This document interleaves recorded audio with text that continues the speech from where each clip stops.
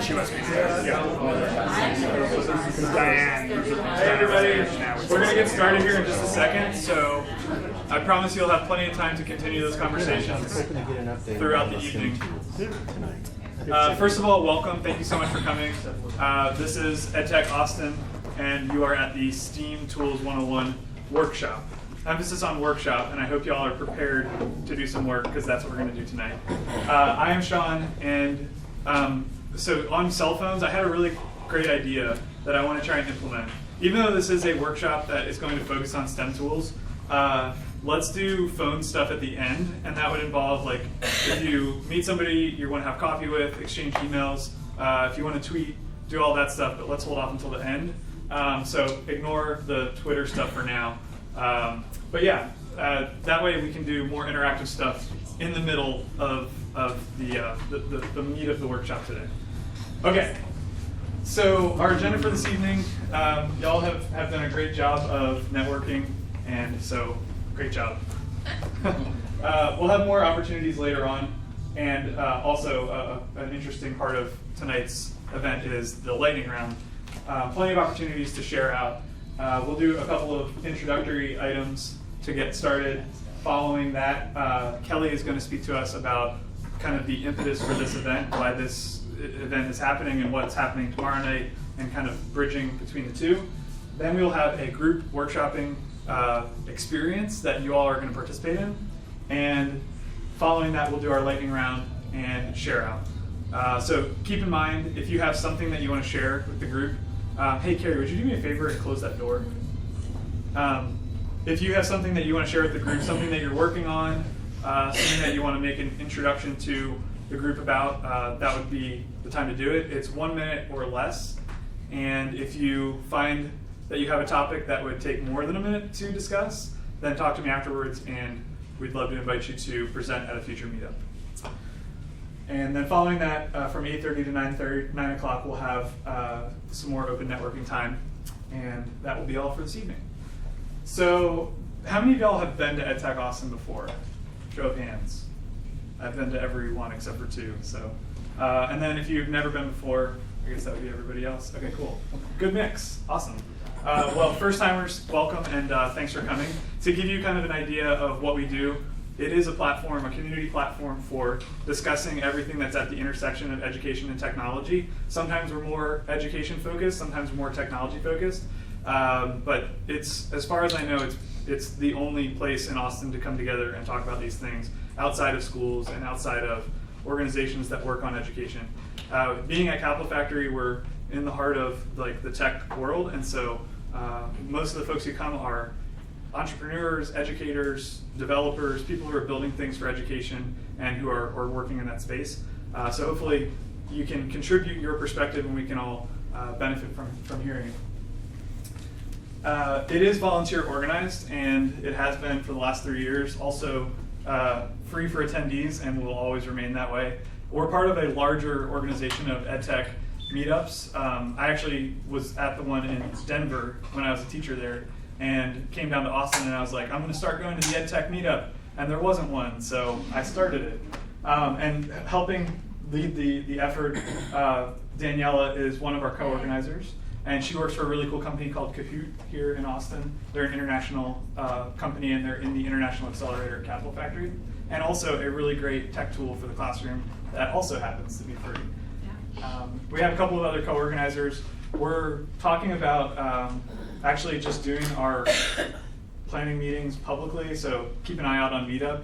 We may start doing that in this upcoming month. We have some really awesome programs coming up in May and June.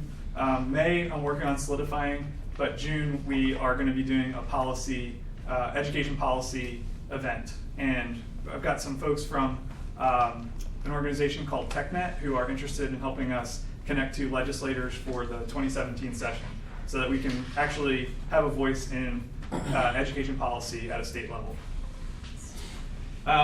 If you are interested in helping us build a program, again, I would highly recommend you check out our planning meetings and show up and help drive the conversation.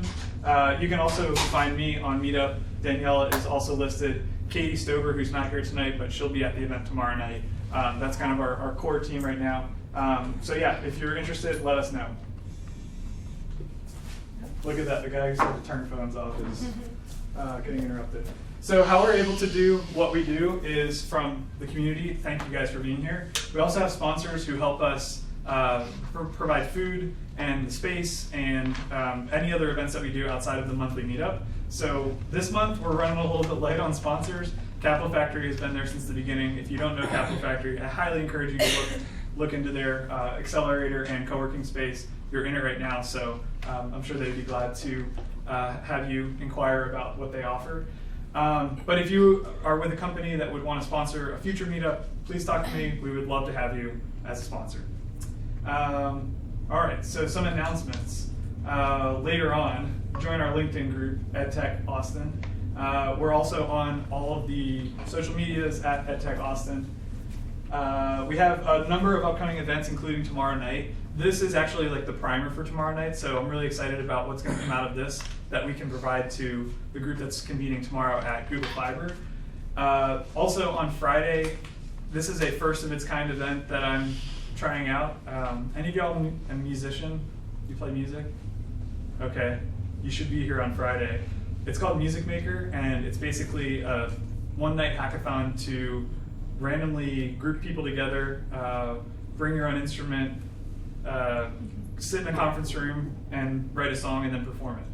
So that's happening on Friday night, and that's here at Capital Factory as well. It's online, Music Maker. I'll send out an email to recap and send links. The WIT launch event is happening on Saturday, and Scott was going to say a few words about that, but he's not here.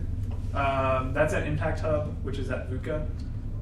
Small Business Festival is next week. I'm helping organize the community events, and there's a couple happening at Capital Factory, but we are at Orange Coworking, Google Fiber, Galvanize, and WeWork. So they're all free small business centered events, and if you go to smallbusinessfestival.org, that's where that is. And then finally, Code Girl Austin is happening May 23rd. A really awesome, cool event. Danielle, do you want to say a few words about that? Yeah, so they're offering, I think that's taking place on Congress Avenue. I'm not quite sure where, but if you look it up, they're actually showcasing a video screening about coding for girls. And they're also offering Maker Square and Code Quizzes are offering up some scholarships for younger girls. So if you know any younger teenage girls who are interested in technology, if you've got any nieces, daughters, friends, I would strongly encourage them to go to that because they've got 4 scholarships up for grabs. And I think it's like an entrepreneur sort of program. There's more on the website, but it looks like an awesome event. So if you know anyone interested, I would highly recommend you invite them to that. Yeah, codegirlaustin.com. Oh, and then last but not least, ATX Hack for Change is happening June 3rd through 5th. It's going to be awesome. I'm really excited about it this year. If you don't know about ATX Hack for Change, definitely check it out. Okay, and so with that, Kelly is going to give us an overview of kind of like the inspiration for this event and her perspective on STEM tools. So welcome, Kelly. Hi, so my name is Kelly Sayers. I'm a 3rd grade math and science teacher in Del Valley. I originally reached out to Sean after I attended the Equity in STEM EdTech event last month because I wanted to see what was being done for students in low socioeconomic status schools or in low tech schools to help them get into those careers. So I'm originally from San Francisco, and so what I see in my school with low tech resources and our students coming from a low socioeconomic status background, I see a huge contrast to where I grew up, where there's kind of unlimited connections and resources to the technology industry and I guess STEAM experiences in and out of school. So there's a huge contrast as to what I see at home as to what I see at school. So I want to see, I know my coworkers are doing pretty amazing things considering the resources that we do have, so I know that other schools are doing the same, and I wanted to see exactly what other schools are doing and if we could share and collaborate and kind of have a more productive meeting. I know coming and listening to people is good, but I think coming together as educators and people in the industry could really lead to some productive changes. So that's why I'm here. Tomorrow I'll be on the panel speaking from the perspective of an elementary teacher. Thank you guys for coming, and I look forward to hearing everything you have to say. Great. Thank you so much. Okay, so you see all these things up here that we're going to dig into in just a minute. The goal of this workshop is to kind of bring together ideas from the community. I don't have all the answers. Daniela doesn't have all the answers. But we know that collaboratively we can come up with solutions. So to give you some idea of the meetup that we had last month was at Google Fiber, and we had a great panel of representatives from education, community organizations, teachers, and a former school board member. And a lot of them said there's lots of great things happening in Austin, it's just not happening in all of the schools. And there's so many different reasons for that. I want to talk first about what those challenges are. So this is kind of giving you a primer for what you're going to do in your groups, giving an overview of what those challenges are, what's happening, that what are the pain points that we have right now, and then working together in your groups to kind of crowdsource some solutions. There is a Steam Tools parking lot in the back. There's a couple post-it notes down there. If at any point there's an idea that you think of while we're in groups that you want to share, that could be a really great tool, a really great organization. It could be a strategy, something that maybe doesn't get represented in your group.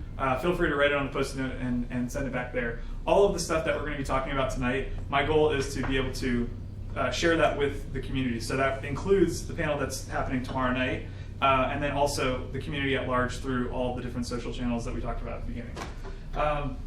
So here's how we're going to do this. We want to, the way we described this before is just like a complaining session. Not necessarily complaining, but let's share ideas, and we'll talk about the top 5, and then we'll use those 5 to form groups. So who wants to start with challenges in implementing STEAM education in Austin, and in particular in low-income schools? Do you guys want to do turn to a neighbor? Let's do that. You guys do small groups, so turn to a neighbor, have a conversation, and then I'll ask for you to share out. Sound good? Okay, go.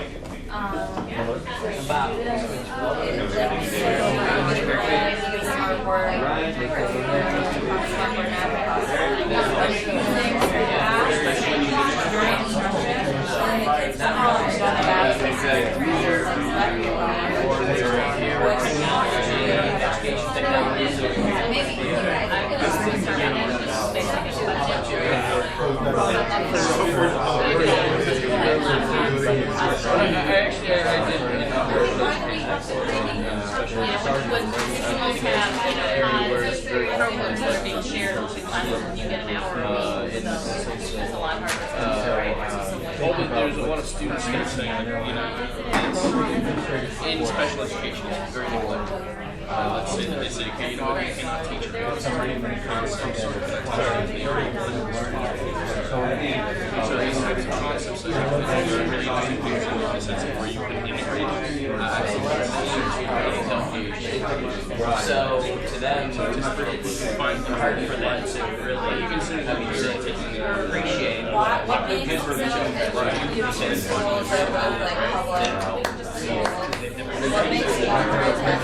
And writing that, just showing them how would you write that written visually, right? How would you communicate that?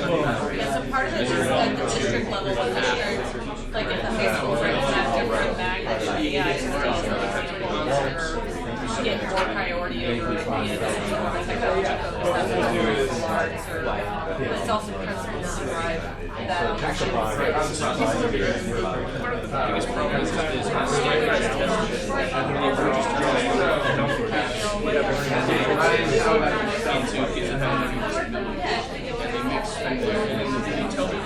You know exactly I used to always think that. Well, I think each user is different, right? So our other fundraiser around why that money goes towards programs. Any other experience? And we also know that it's lower system right now, that they're scaling.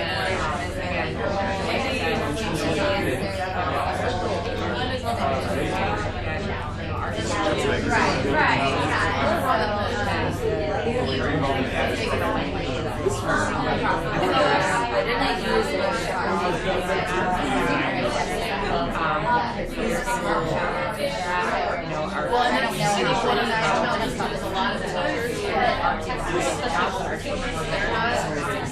technical, and so their information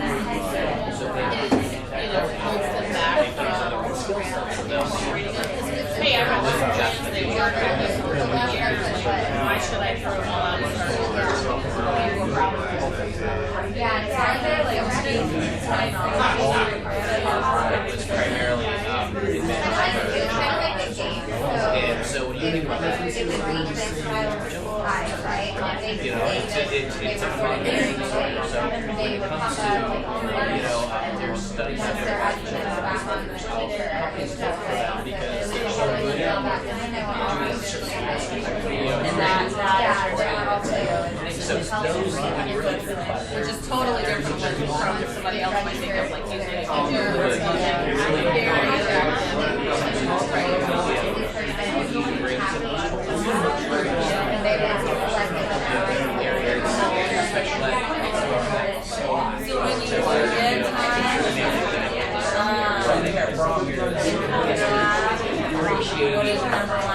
essentially the value and the dynamics of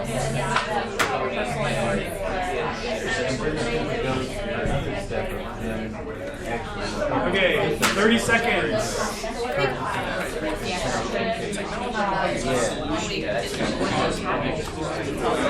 There's such a plethora of stuff out there that don't have any idea. Like, it's not as good as this is good. This is for me.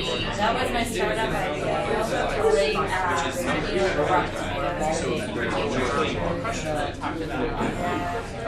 All right, let's talk about this. So here's how this is going to work. We have this beautiful whiteboard. This is like bringing us all back to the classroom. The greatest tech tool invented, I think, is the dry erase board. Let's have a couple of, just raise your hand if you want to share, and let's get some of the challenges, the biggest challenges. Yes, Kelly. Teacher training, having the time for resources.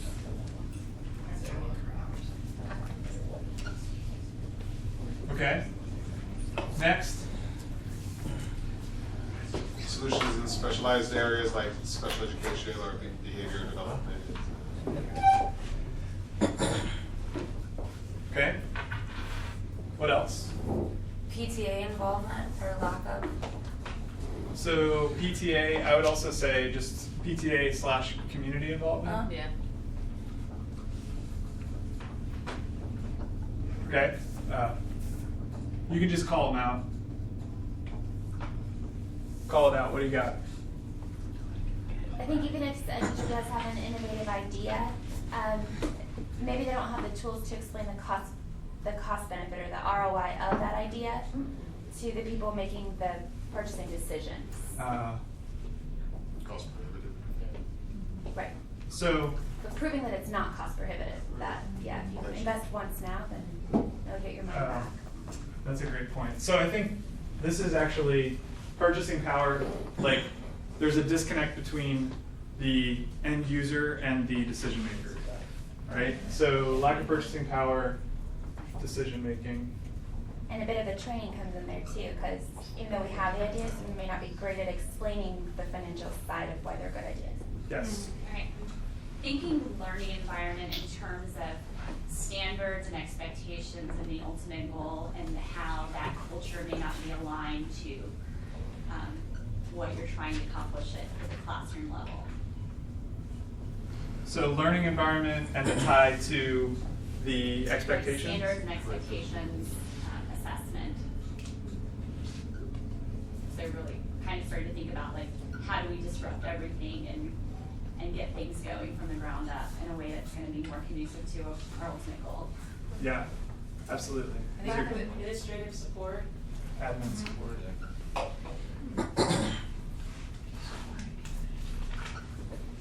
Some of these overlap a little bit, so we'll definitely think Yeah, I was about going to say part of the administrative support is kind of the gaps in understanding of what STEM actually is on the administrative level and what are the benefits. Can we, would you mind, we haven't actually said what STEAM or STEM is. Right. So STEAM, well, STEM is for the science, technology, engineering, mathematics, and STEAM puts arts into that mix. I think there's also kind of a lot of, I think STEAM is something that's probably a lot more misunderstood for people than STEM. And the idea is, so much of that approach is looking at the idea of the arts to teach math and science, rather than maybe math and science to teach the arts, or looking at it more holistically. I think too much emphasis, because of standardized testing, is saying they throw the arts into the mix to be able to have the outcomes in math and science. And I think that neglects, when you get into areas, particularly like specialized areas in special education, that kind of neglects the opportunity to kind of put them together as a whole. Absolutely. Could I just add that real quick? I think the other part that we sometimes miss with sort of the STEAM and the A and STEAM is the design component of technology and engineering, and all of those pieces that ties the arts into a lot of those fields is the design components of things. Okay.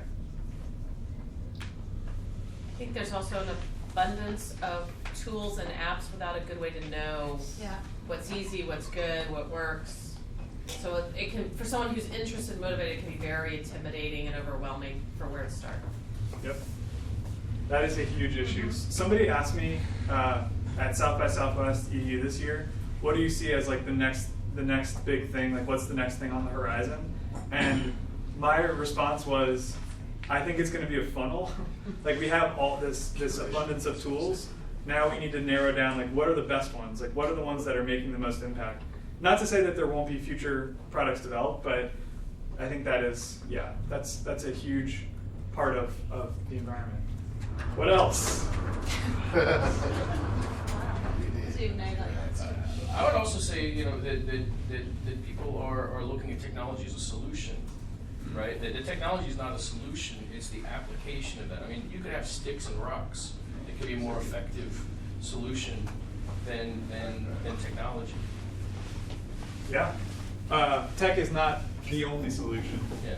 Well, I think the definition of technology is interesting. Like, this is a tool in the same way that a Google Doc is a tool. The writing on a board is a way to communicate. Google Doc is a way to communicate. Right. And I think that's important for the conversation. Or moreover, I think a lot of the technology that is developed for this area is so much a solution in search of a problem.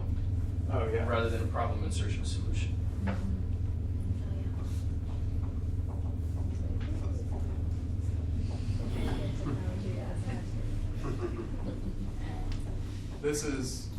That's definitely huge. Scott, did you have? That's what I was say is understanding what the problem is first before going and searching for the tools, technology, and tools.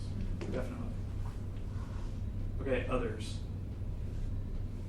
Lack of practical assignments that relate to things that kids are doing. Because sometimes, if the assignment's too abstract, kids don't know why they need to learn it.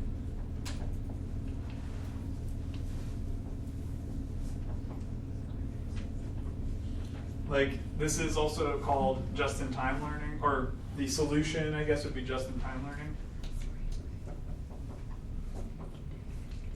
Okay. Security concerns? Talk more about that. Well, it only takes a couple of breaches or students doing things they're not supposed to, and it making the paper, and principals and administrators get really afraid of opening anything up, right? Mm-hmm. No, we gotta lock it all down and take away a lot of the flexibility and the freedom in the environment for people to innovate and try new things. And so, and some of that stems from legitimate concerns, and some of it stems from hype and not understanding how security can and should work. I'm going to add one, that curriculum should support the tools that we're using.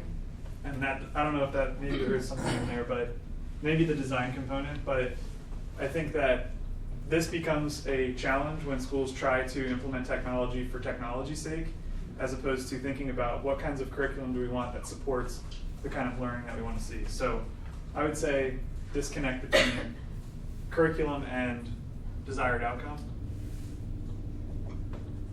That's kind of what I was getting at with the learning environment as well. Oh yeah, okay.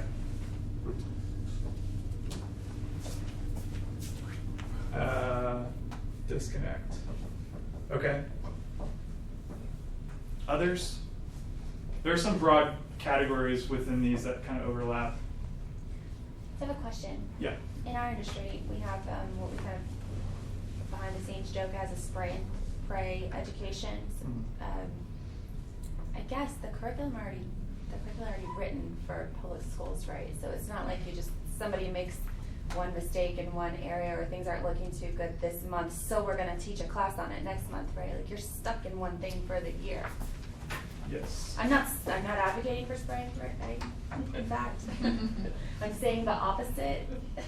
But how do you handle it when you do see something starting to go downhill? How do you redirect Like, to without just teaching everyone everything?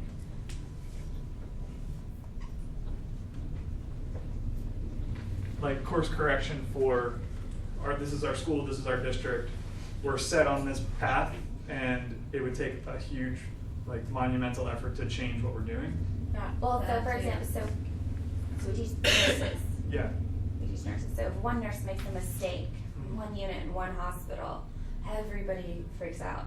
Oh my God, we now need to teach everybody how to do this for all of time, and let's throw together a module really quick and throw it out there. So maybe making education too quickly, not thinking it through is one, but reactive. Reactive education. Yeah. I don't even know if that's possible in school public education, right? No, I think I would say in education it's industry wide. How do you do that? Higher education, how do the university professors understand what they're teaching and how it connects to what their students will ultimately go on to do? So it's again understanding the problem first. Yeah. Yep. Absolutely. Better. Others? Yeah, one last thing is just the idea of STEAM versus STEM and why STEAM is so difficult to implement. Because the outcomes in STEM are all based upon maybe generally a single correct answer, right? Where when you throw STEAM into it, there are multiple correct answers where it's now that the assessment is not based upon a collective standard, but an individual experience. And so what you're looking at in terms of things with STEAM is you're looking at critical thinking skills applied to the basic core math and science skills. And that's where I think it becomes, when you're trying to develop specifically software solutions or technologies around that, the individual, it's based so much around the individual. Yep. When I was moving to Texas and I was coming down to teach here, a teacher friend of mine in Colorado sent me an article that was the 2012 Republican, the Republican Party of Texas platform that specifically said we oppose the teaching of critical thinking in schools that would challenge the beliefs and the preconceived notions or challenge the beliefs of students.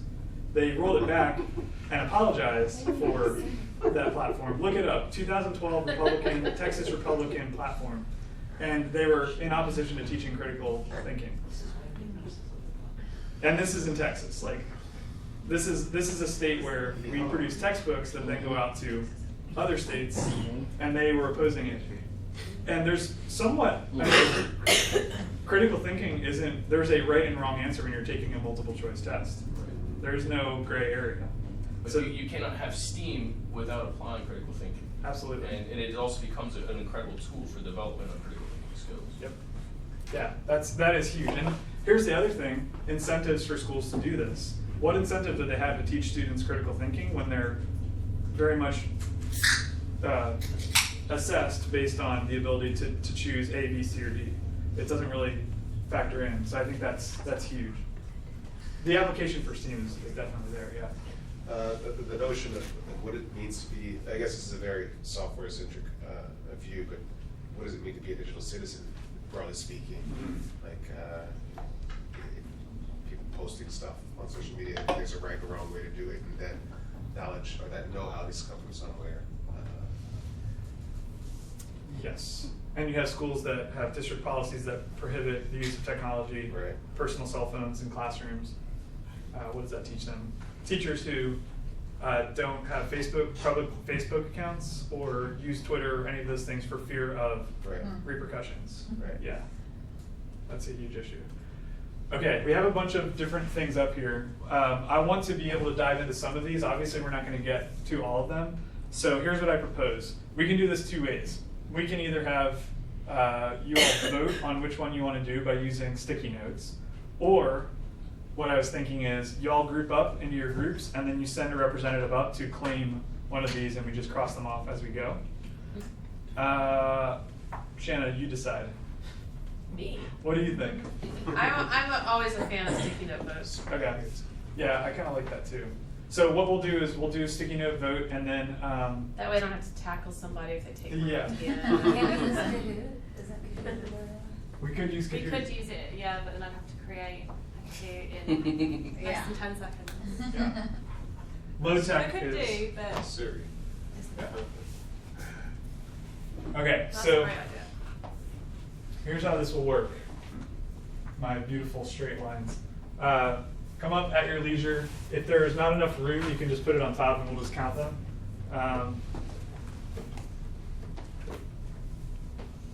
And then we may end up grouping some of these up, but this will be our start. Okay. Like everyone gets 5 votes for top 5? Or? Let's do Maybe 2. 3. Or 3. Let's go start if we can do 3. All right, so you get 3 votes, honor system. Discuss as well. You're welcome to discuss it, but there you go. Well, okay, the purpose of today is gathered to help. Oh, let's You're the 3 that you would see as the biggest challenges, or you would want to be a part of talking about. I was trying to keep it easy to. We're inventing the rules right now. Exactly. He's an innovator, Sean. So this is so that EdTech Act. Yeah, you think you are right.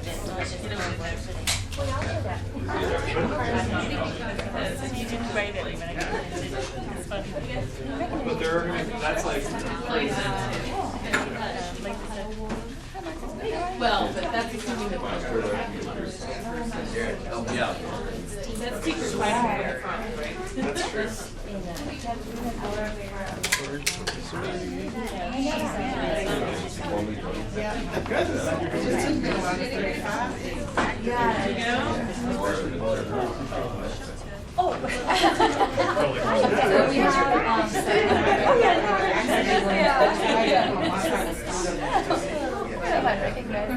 I almost didn't recognize them.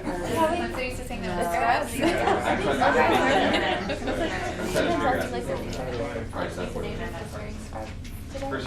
Oh, please don't. Yeah. What do you think? And then there's a difference also. What it is. Move that chair. Yeah, So we're gonna lock you in. We're gonna move this so we have more room over here.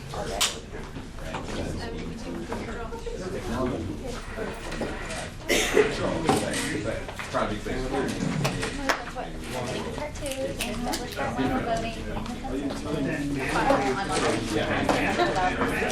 Yeah, me too. And that's it already. So use our tape. Exactly. Oh my God. I was like, well, so we can try this activity out No, alternative motivation. Ohio. What sort of? Person that like vote. My mom's from Cleveland.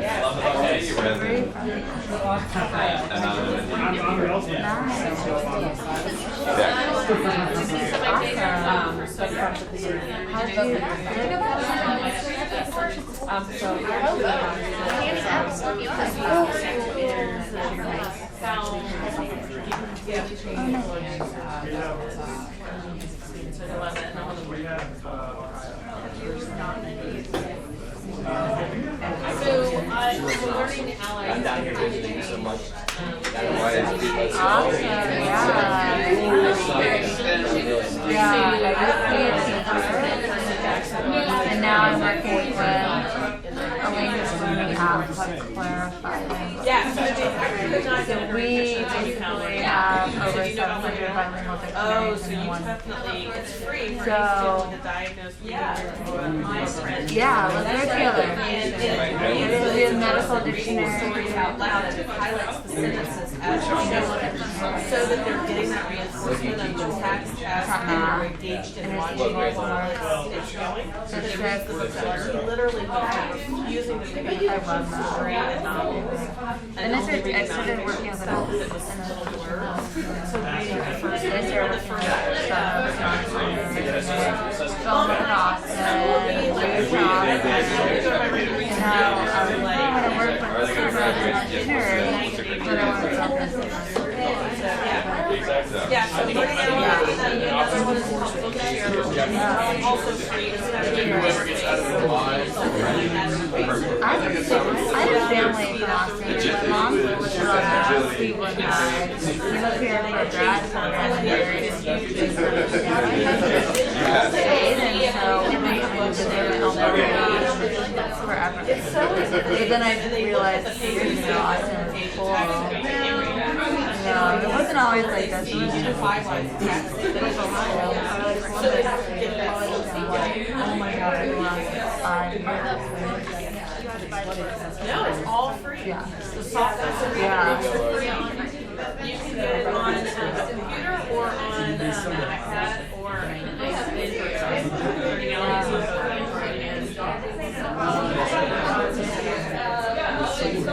So whoever the reading specialist at your school is, you can reach out to one of them and make sure you have an account set up at school. And then as long as you verify that they have a disability, then reading file for The results are in. give you an account and all you gotta do is just download them to us. We had a very scientific process for determining the top issues. So, I already did it. So we have. Yeah. So let's do one. So is it like open source and also So if you're a license holder, so it's a We sell licenses. Should we do? That would give us 1, 2, 3, 4, 5. And then the public school districts can teach your licenses. Okay, so here's how we're going to do this. These are these are the largest issues. We have tech is not the only solution, critical thinking as a skill and how to grade it. We have teacher training, time/resources, learning environment, the big giant one, and then also gaps of understanding, proving the relevance. Okay. If you were the person who provided these, I want you to come up here and grab a big blue sticky note. And this one is fine. We just okay, so let's go with tech is not the only solution. Who's that? That's 3 of these are me. 3 of them? You're going to have to delegate. So, you pick your favorite one. This isn't my business, but if you want to So we'll do markers in just a second. Who do you want to do the other one to? Which one are you taking, Ethan? I'll do the first one. Okay. I'll do the critical thinking as a skill. Okay, critical thinking as a skill. Who wants to do teacher training, time resources? Who is that? That's you? Cool. There we go. What about learning environment standards? That was, yes. And then the last one, we had gaps of understanding. Is that you also, Daniel? Yeah. Somebody want to take that one? Gaps of understanding?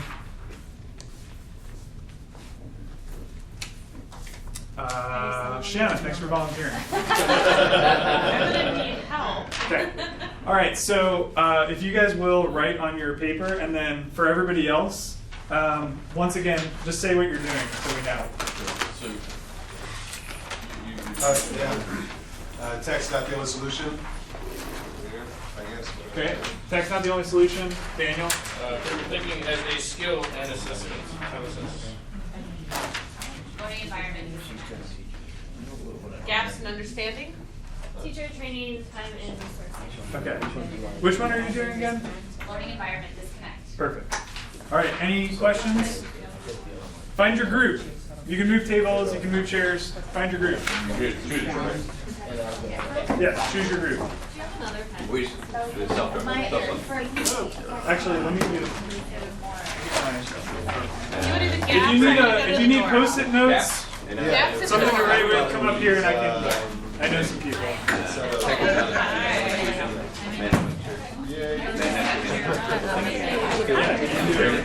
Learning environment.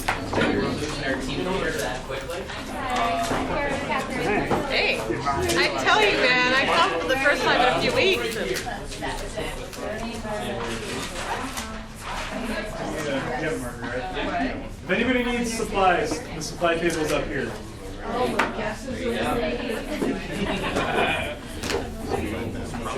Harley will definitely take over. Oh, pleasure.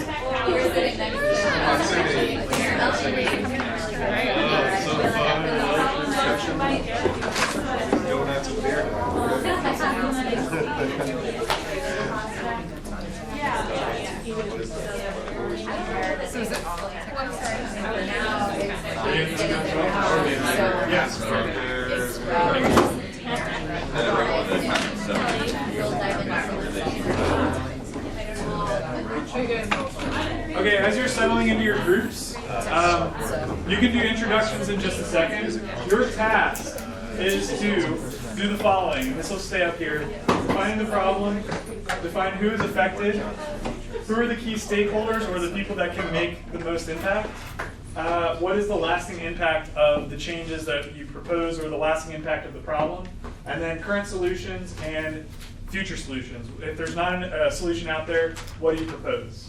And then once you guys do that, we'll work in groups for a little bit, and then we'll do a group share out. Sound good? Any questions? Yeah. All right, go for it.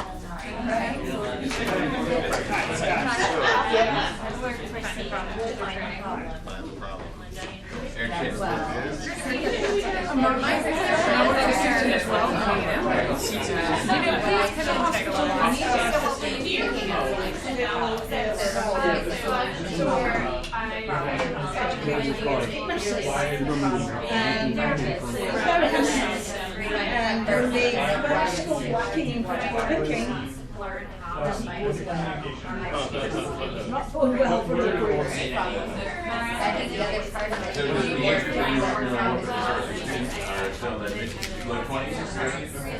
Yeah, we can go all the way up. Okay, so post high school, post college.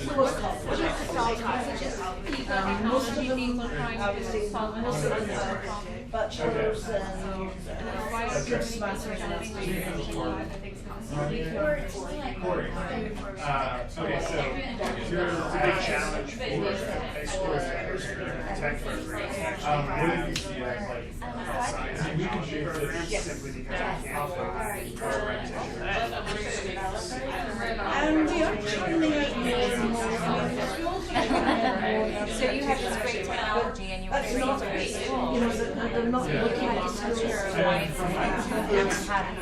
it's actually for us. So if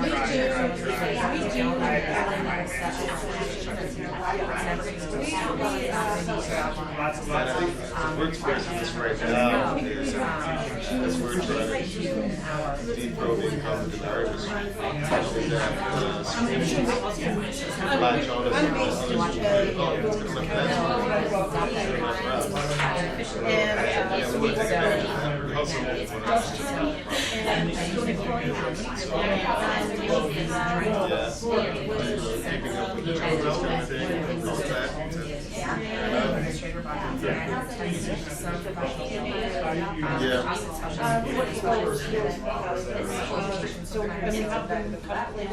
Finding the time, the calendar, the requirements, have to go and attend a workshop on, they're also STAR testing and standards, where they're not necessarily finding it's fine.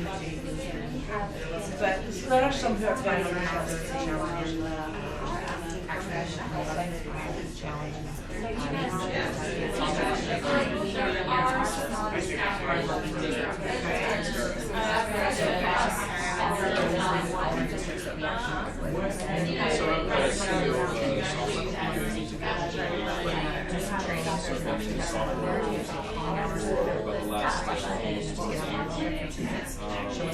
prior to that, I was in education, so I taught So if you're working on a Saturday, or you're stuck in so I was in engineering industry for 6 years. My first year was 6 years in engineering and robotics. no 1 hour. And I have change.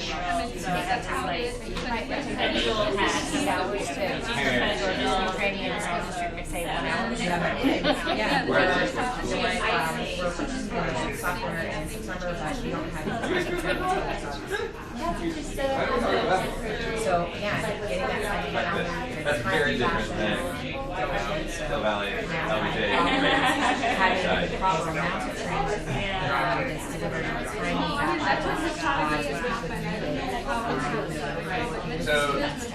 So anybody vote for this? Anybody vote for this? I did vote for it. So you want to help us define the problem? The problem is we as teachers have to give ABCs and how we grade individually. Every student starts with a It's a critical thing. But getting these answers one to is really the challenging part for teachers. Flash off bad questions. So I don't want to give them the same grade. It's unfair.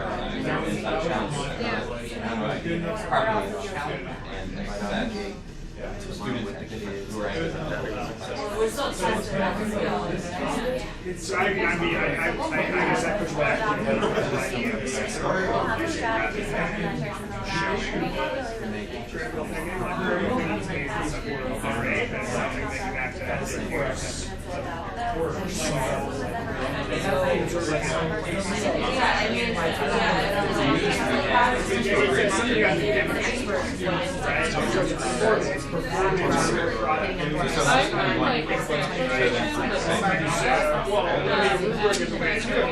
there should be something.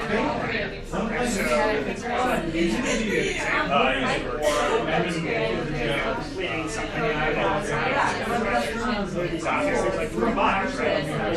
You can show that you understand by completing something, right? And so here, tripped out the tools sort of like the need that goes how do I know? It is like simulation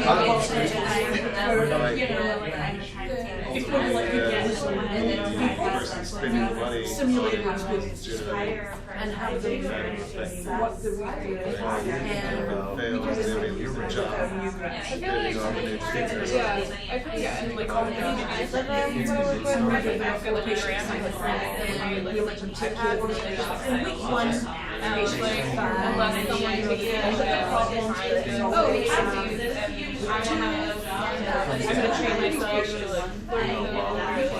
train myself to figure out. I'm not good at all. I'm going to take to look for these patients. So that's the case. So when I look at the problem, it's not so much about grade, but it's about how do we incorporate. It's really easy to grade information. You know what I mean? Like before answer X, if I get 10 wrong out of 100, you know, I'm getting 10 points off or whatever, right? That's cool. The hard part is how do you get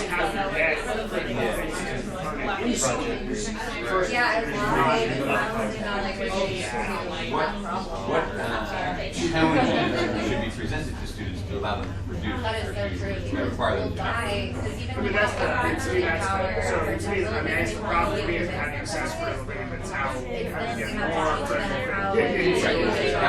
How do we So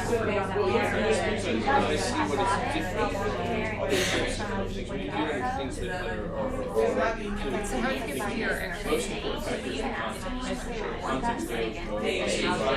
Well, that are currently working on Context of the environment. Two, when you have options, you have you're weighting choice and giving a factor to each of those choices, but you're based on potential sequence for change cost outcomes. So as a nurse, you could say, okay, I see this possible symptom assessment, if I give them this medication, and then on top of this other medication, it's a combination of factors. You react in the context that this guy's making that medication, right? So you have to think in the context of all these factors to weigh your choice, to try to understand the chest, the head, to understand what is the sequence, what are the consequences. But it's a process, it's a figure process, it's like an engineering process. You're actually just getting to something and then making it work and then having to kind of continue to process and work it out. So same thing as backwards. So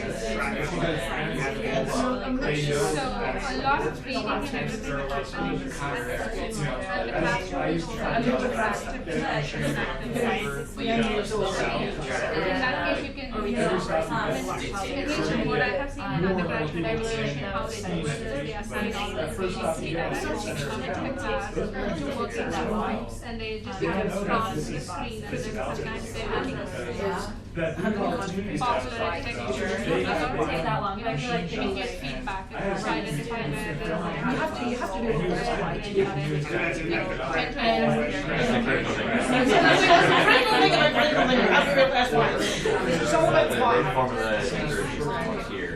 That's going back to what you're saying, is that you're weighing out the different, why this and not this? So I actually work as an instructional coach in elementary and so Instead of just and so there's and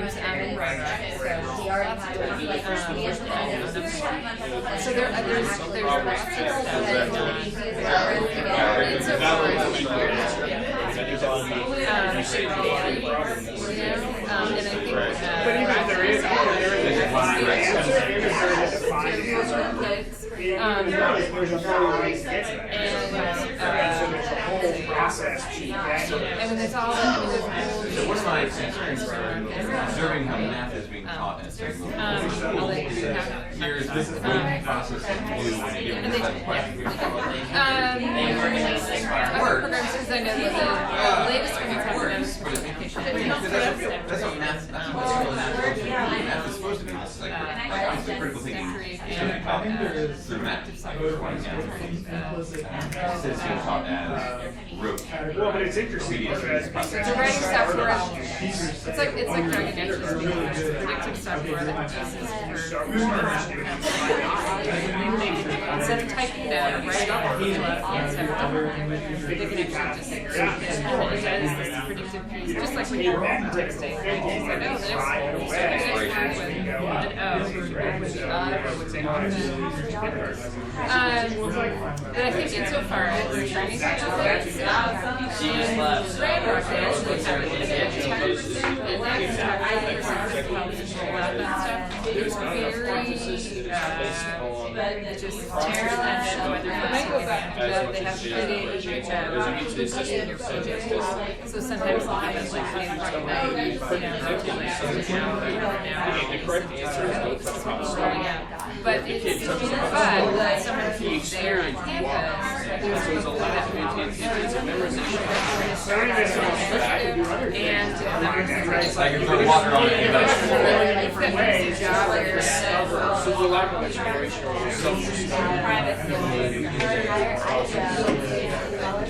yeah, so they do some stuff as webinars and stuff. It's like, I don't know. So the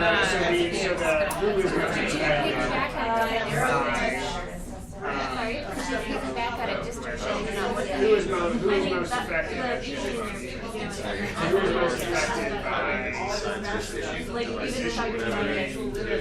Future society. yeah, I mean, well, it is.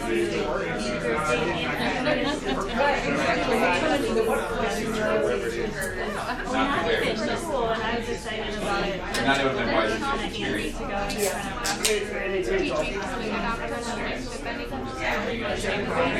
kind of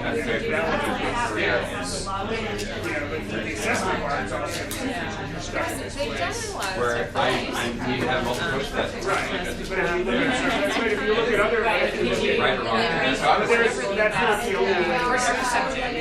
Whatever the next, like for mathematics, it'll be the next 9 weeks, and we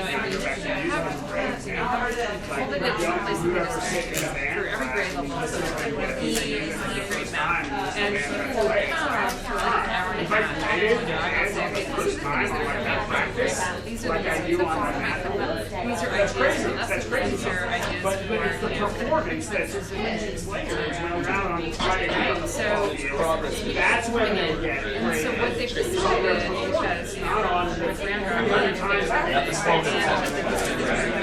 and that really that format, and they said, I might not get it. It's about. do it as you mastering make it so that you can watch it live, or you can record it and it's smaller chunks, right? You don't have to watch the whole hour and do it listen. That's when I get not a long, not every, I don't get average. That's the thing, and they also have, the online curriculum is, they actually have a screen that has the next things are coming up in this building, these are other sections, things that you can kind of highlight on the page. Like if you do a hyperlink thing, it's really this curated, this is what I want you to this, and also like there's on how they've rolled out the they include that links too. Fear of failure and those have been pretty well. And it's the funny part when you look at the metric, there's a lot of times people are watching it like that at night, right? It's like That's actually a bad or there's big problem. sports practice that's here.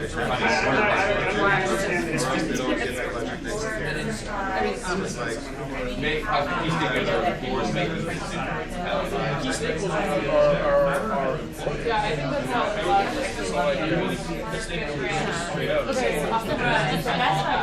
And then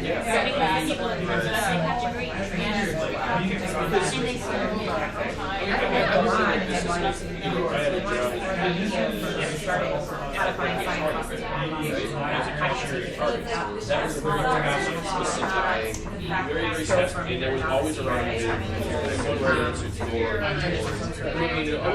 But the higher you move up in terms of the value chain of careers. I feel like we haven't defined the problem. Okay, so what do we think then? It's basically value chain Okay. Get out of town. Oh yeah. Good to go. Thanks. That's a great, perfect plug. Thanks for setting that one up. Don't put my PJs on, but I will tonight. Okay, great. So,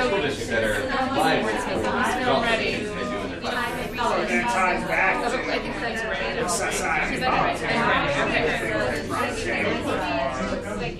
I've had the okay, Carrie, we nominate you. Okay, Carrie, you ready? So, what is that? You know, I haven't studied this. Guys do it, they're actually doing it right. Ready? Okay. So, defining the problem. So, Now you can graduate.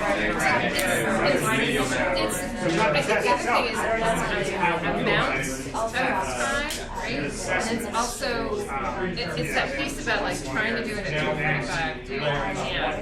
Could do it, so it's like, so it's, Which also doesn't fear failure, because that kids are super anxious about it. right, okay, so, amount of time, right, amount of time, so the opportunities for 4 different times. So it's amount of time teachers have available, amount of time. Just amount of time that you have. So that's the you have 8 hours. How do you get the square peg? Getting to mastery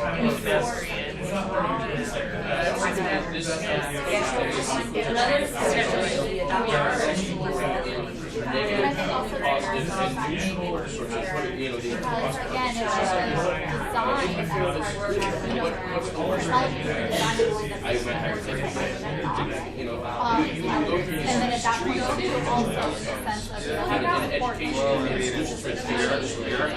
not just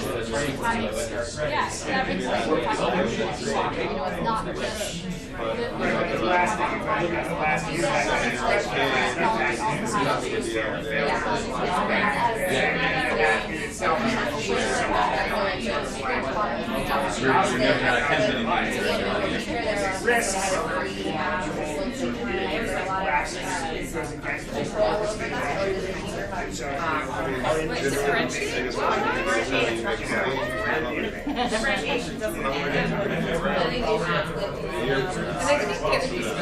there's actually more it's like we don't have the it's like there's different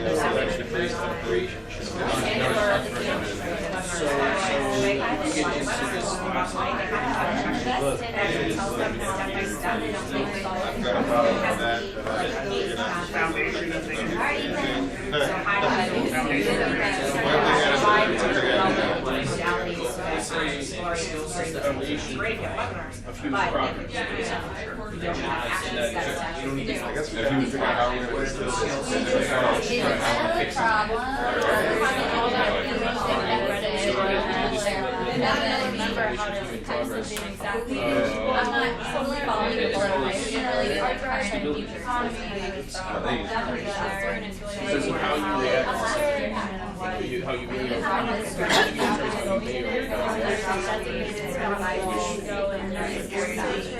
Back to the problem, especially in motivation.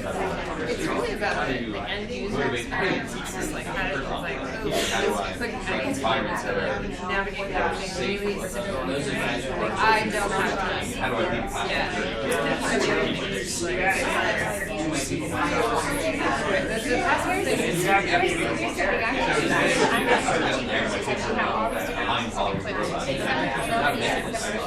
And I want to put up a that has everything. This is the only one that I don't know how to use. I can watch it. Checked out. Call the phone and then do it. Why do you think Fear, and think of how others it's easier to check out outside than it is to do anything. Whereas before that you get to but also their expectations, they don't think they know that they're not even able, even if they were to try. Well, that's right. That's the process of that. Okay, anyway, so she's someone who is really good at EdTech, and she is actually and they're actually doing a lot of right? And that's something that's kind of missing. Only the time that kids actually spend on devices is actually kids' grade. Right? So that's not and so she actually went back to her book, to watch the videos, right? So that's one modality. But then you've got like, to see like what she's doing. But they're creating these virtual type environments, and then you have all the opportunities. And then they're Microsoft has just released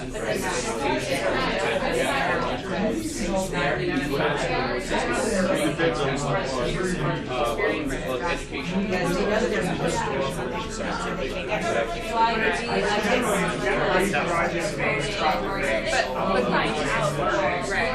with you're able to sort of build and develop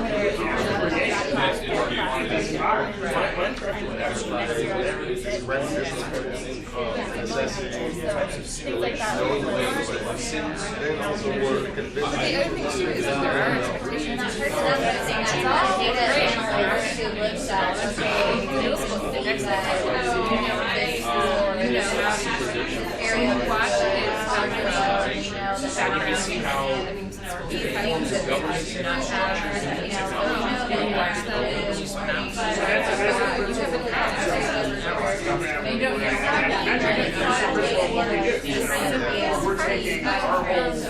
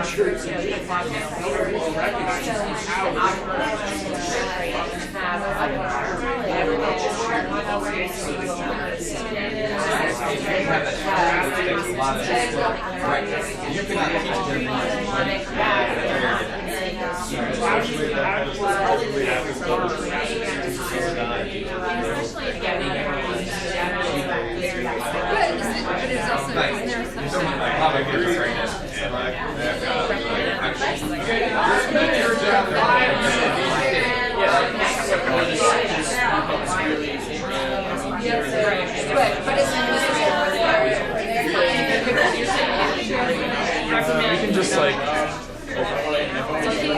can just go around who wants to go first. Have one person share. So please take over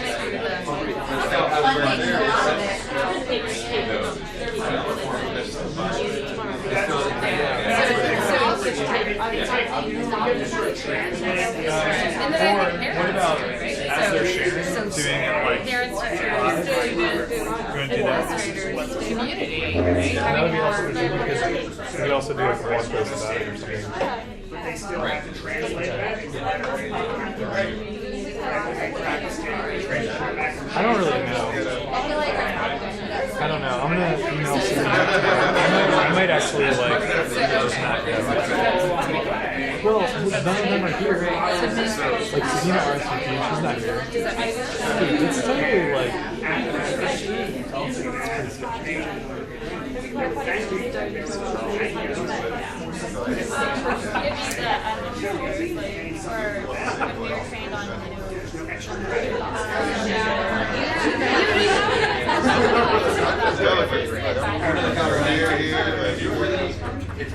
You really well test. That's just it.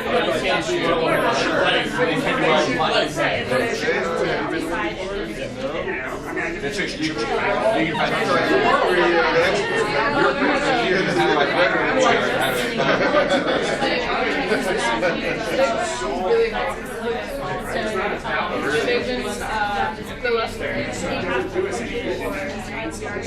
Oh yeah. Well, they have. let's actually let's do this. Well, on the exam metrics like that, but you know why the decisions are What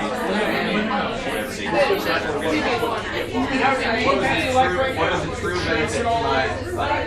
My life is impacted by something that's so effective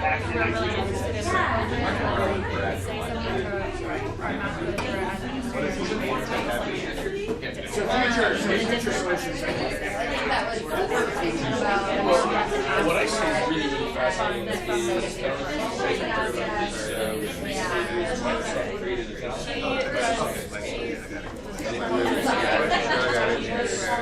solution that was basically responding. The whole idea is they wanted to do compost and farm vernacular.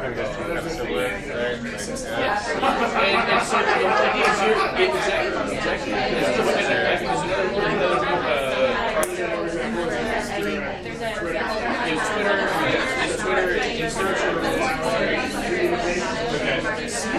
Oh, is it for just? It's artificial reality.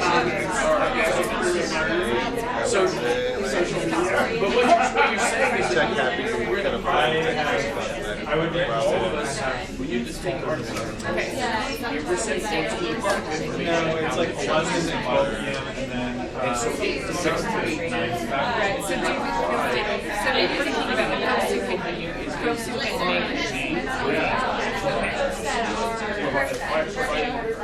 A certain mechanism for information. And so then I need to figure out how do I take it and apply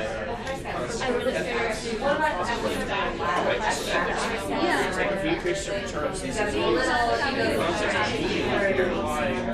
sensitive and concepts to apply ethics. So this is what we call 4chan on the internet, which 4chan, a bunch of kids decided to and basically bombard this and this Twitter bot started you would say, they would ask, is that correct? Yes, it's correct. So basically they say Trump is the greatest man after this. And they had all kinds of very, very racist types of things. I have to say, that's a really, for me, that's a really tough one because it's like, tech, it's like, that I kind of know how to learn programs. So if you take it in the context and then you tell the kids, you say, hey, what filters would you apply and how would you weight these possible decisions to shape the bot to be the ideal person? So taking and having kids learn how to program bots for weighting decisions. All right, we're coming up on 8 o'clock. Hopefully you have arrived at a good stopping point.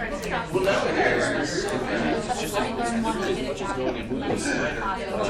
Okay, so let's start. We're going to start sharing out. Do you guys, let me get a quick poll. If we need more time, we can go longer. Is everybody at a good point or do we need more time? Okay, show of hands. Show me on your fingers how many more minutes you need. 1, 2, 3, 0. This team is ready. 0. It's okay. We're gonna Beer in the hallway. Let's do it. There's beer in my hand. Beer and sandwiches in the hallway. We're gonna go 2 more minutes. So lasting impact.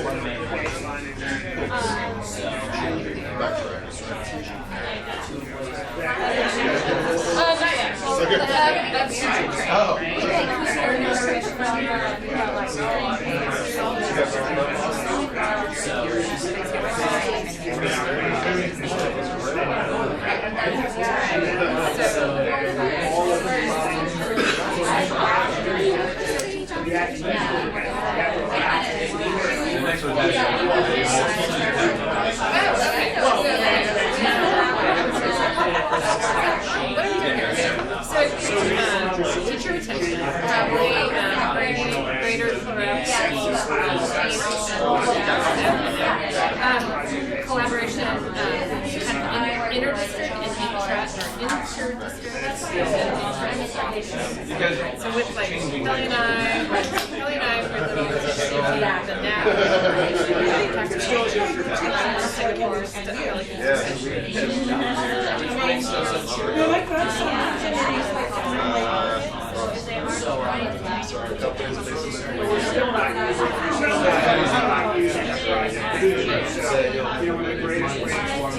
How? Are you and Philip like just trading places, or Philip? You can say it earlier.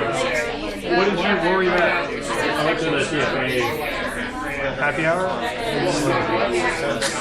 Yeah, the policy and Mike Moratz, the new commissioner of education. Oh shit, that's cool. How was it?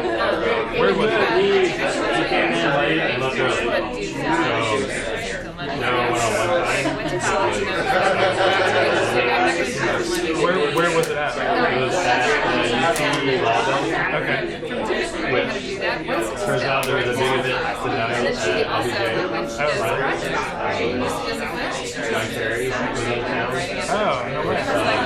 So having that skill, it's like the whole area so is much stuff that stuff that I wonder I think I saw some like not Secret Service but like maybe Secret Service guys here. He might have been here or something. Total tangent, but we need to get together to plan the computer science or no, basically like the June meetup for EdTech Austin is going to be a policy event with Caroline Joyner. I want to get anybody else who has like an interest in policy. Okay. Yeah, I've been doing a lot of stuff that the State Board of Education and Okay, cool. Well, if you're interested in helping me organize an event in June, I would love for any. Caroline has already said she wants to do it, but I was thinking like, Carol Fletcher. Carol was at the one that we did. So that's Carol is like very careful how much she touches policy because she wants to use and they're not allowed to really proactively do all this. They only have certain things because they're partially funded by the state. They're not allowed to. Alright, well, either way, those are great insights. That is the reason why I want you to be involved. So we'll talk soon. Alright, maybe I can just combine it with our meeting because I'm afraid in June my meeting participation dropped last year. Yeah, pretty bad.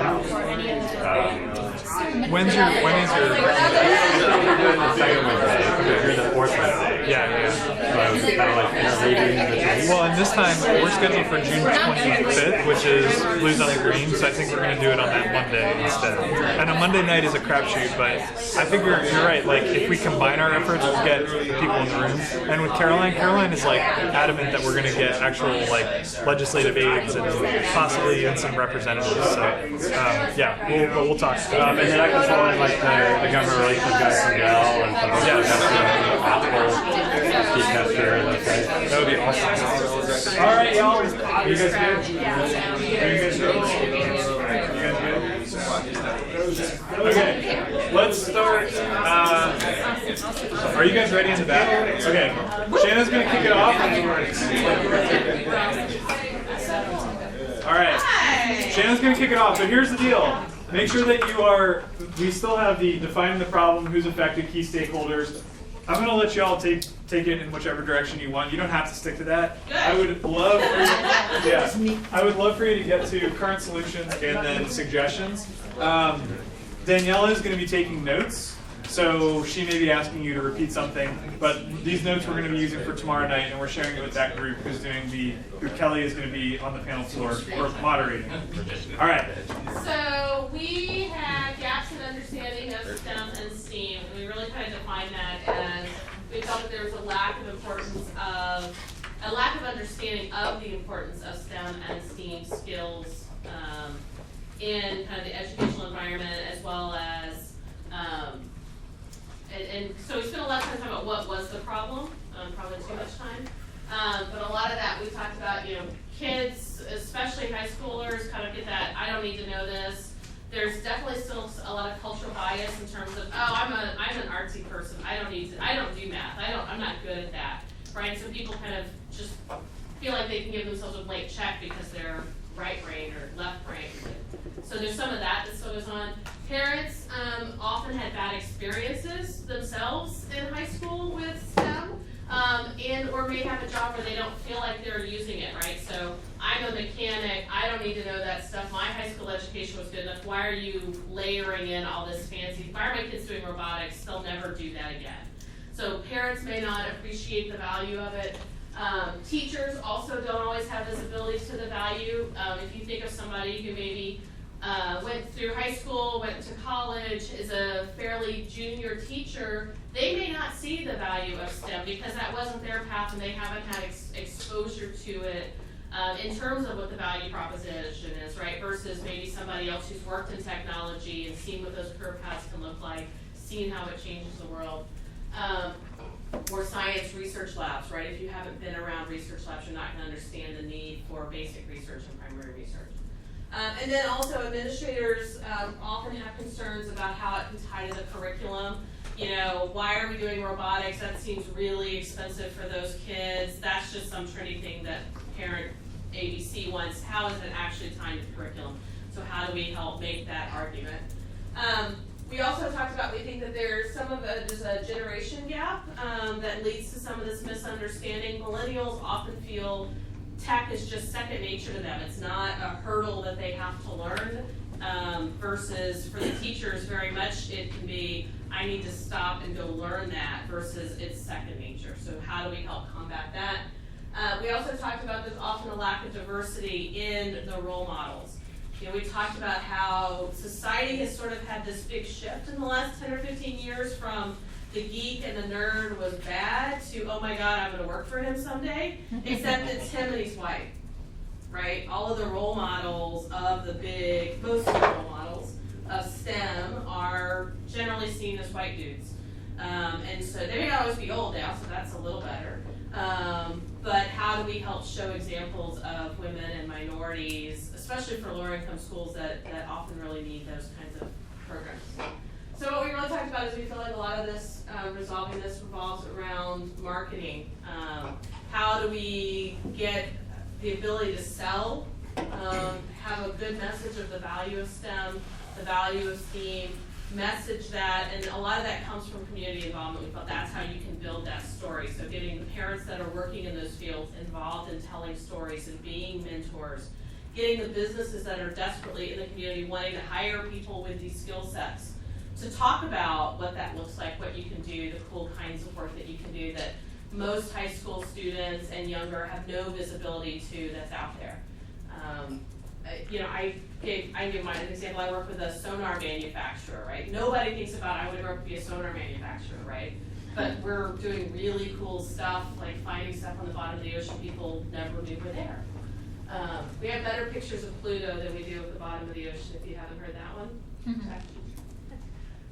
And then also looking at, do we potentially use internships to help build that sense of awareness and knowledge and helping to sell the value and give exposure to STEM careers,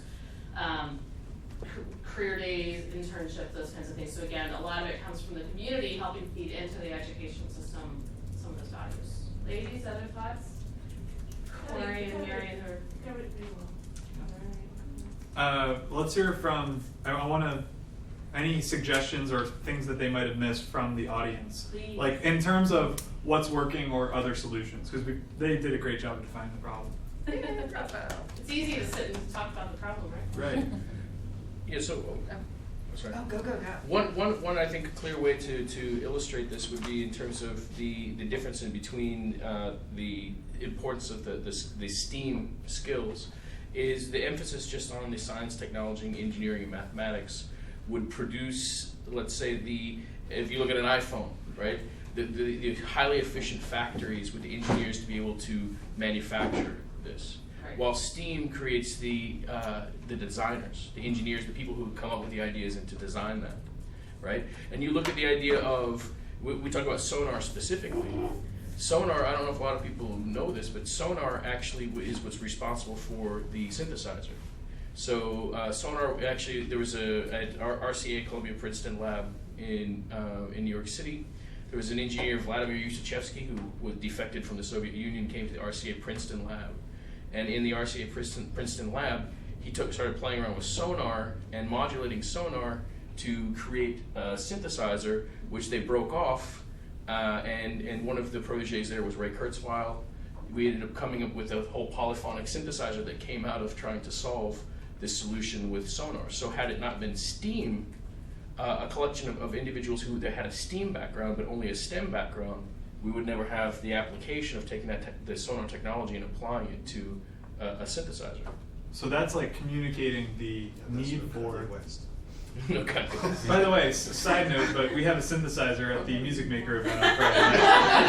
I just want to go on record. So sweet, isn't he? Can we just? Yeah. But that to me is like communicating to students why this is awesome, and so how do you do that? I guess that's the question I feel like schools and organizations are dealing with. Is like, how do we tell that story?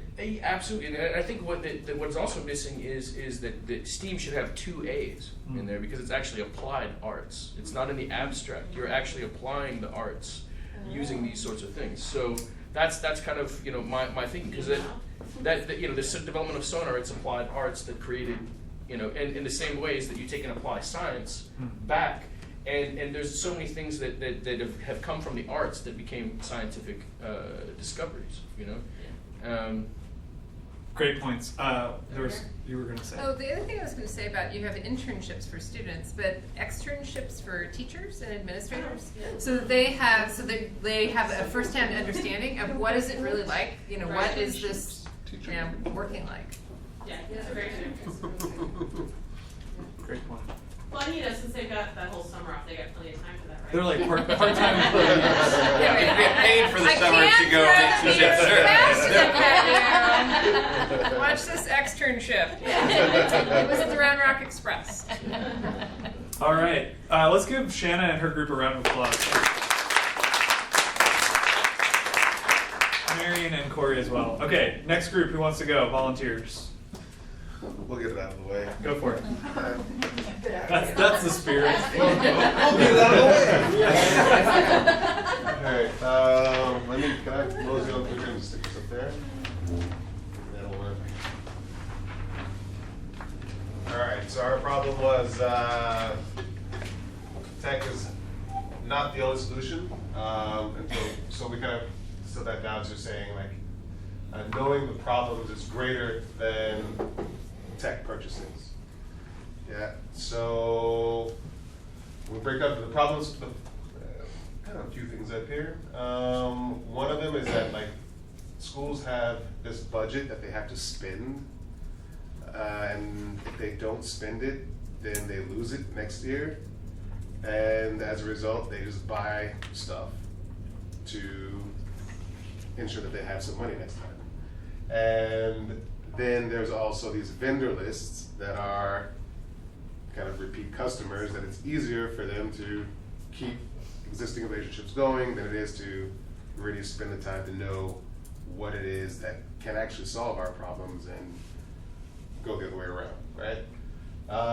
And then there's kind of thing that we say keeping up with the Joneses, right, to avert risk. So, Austin School District does this, or Round Rock School District does this, so Leander, we'll do the same thing because they're doing it, right? And that may not necessarily be the best way to approach a purchase of tech.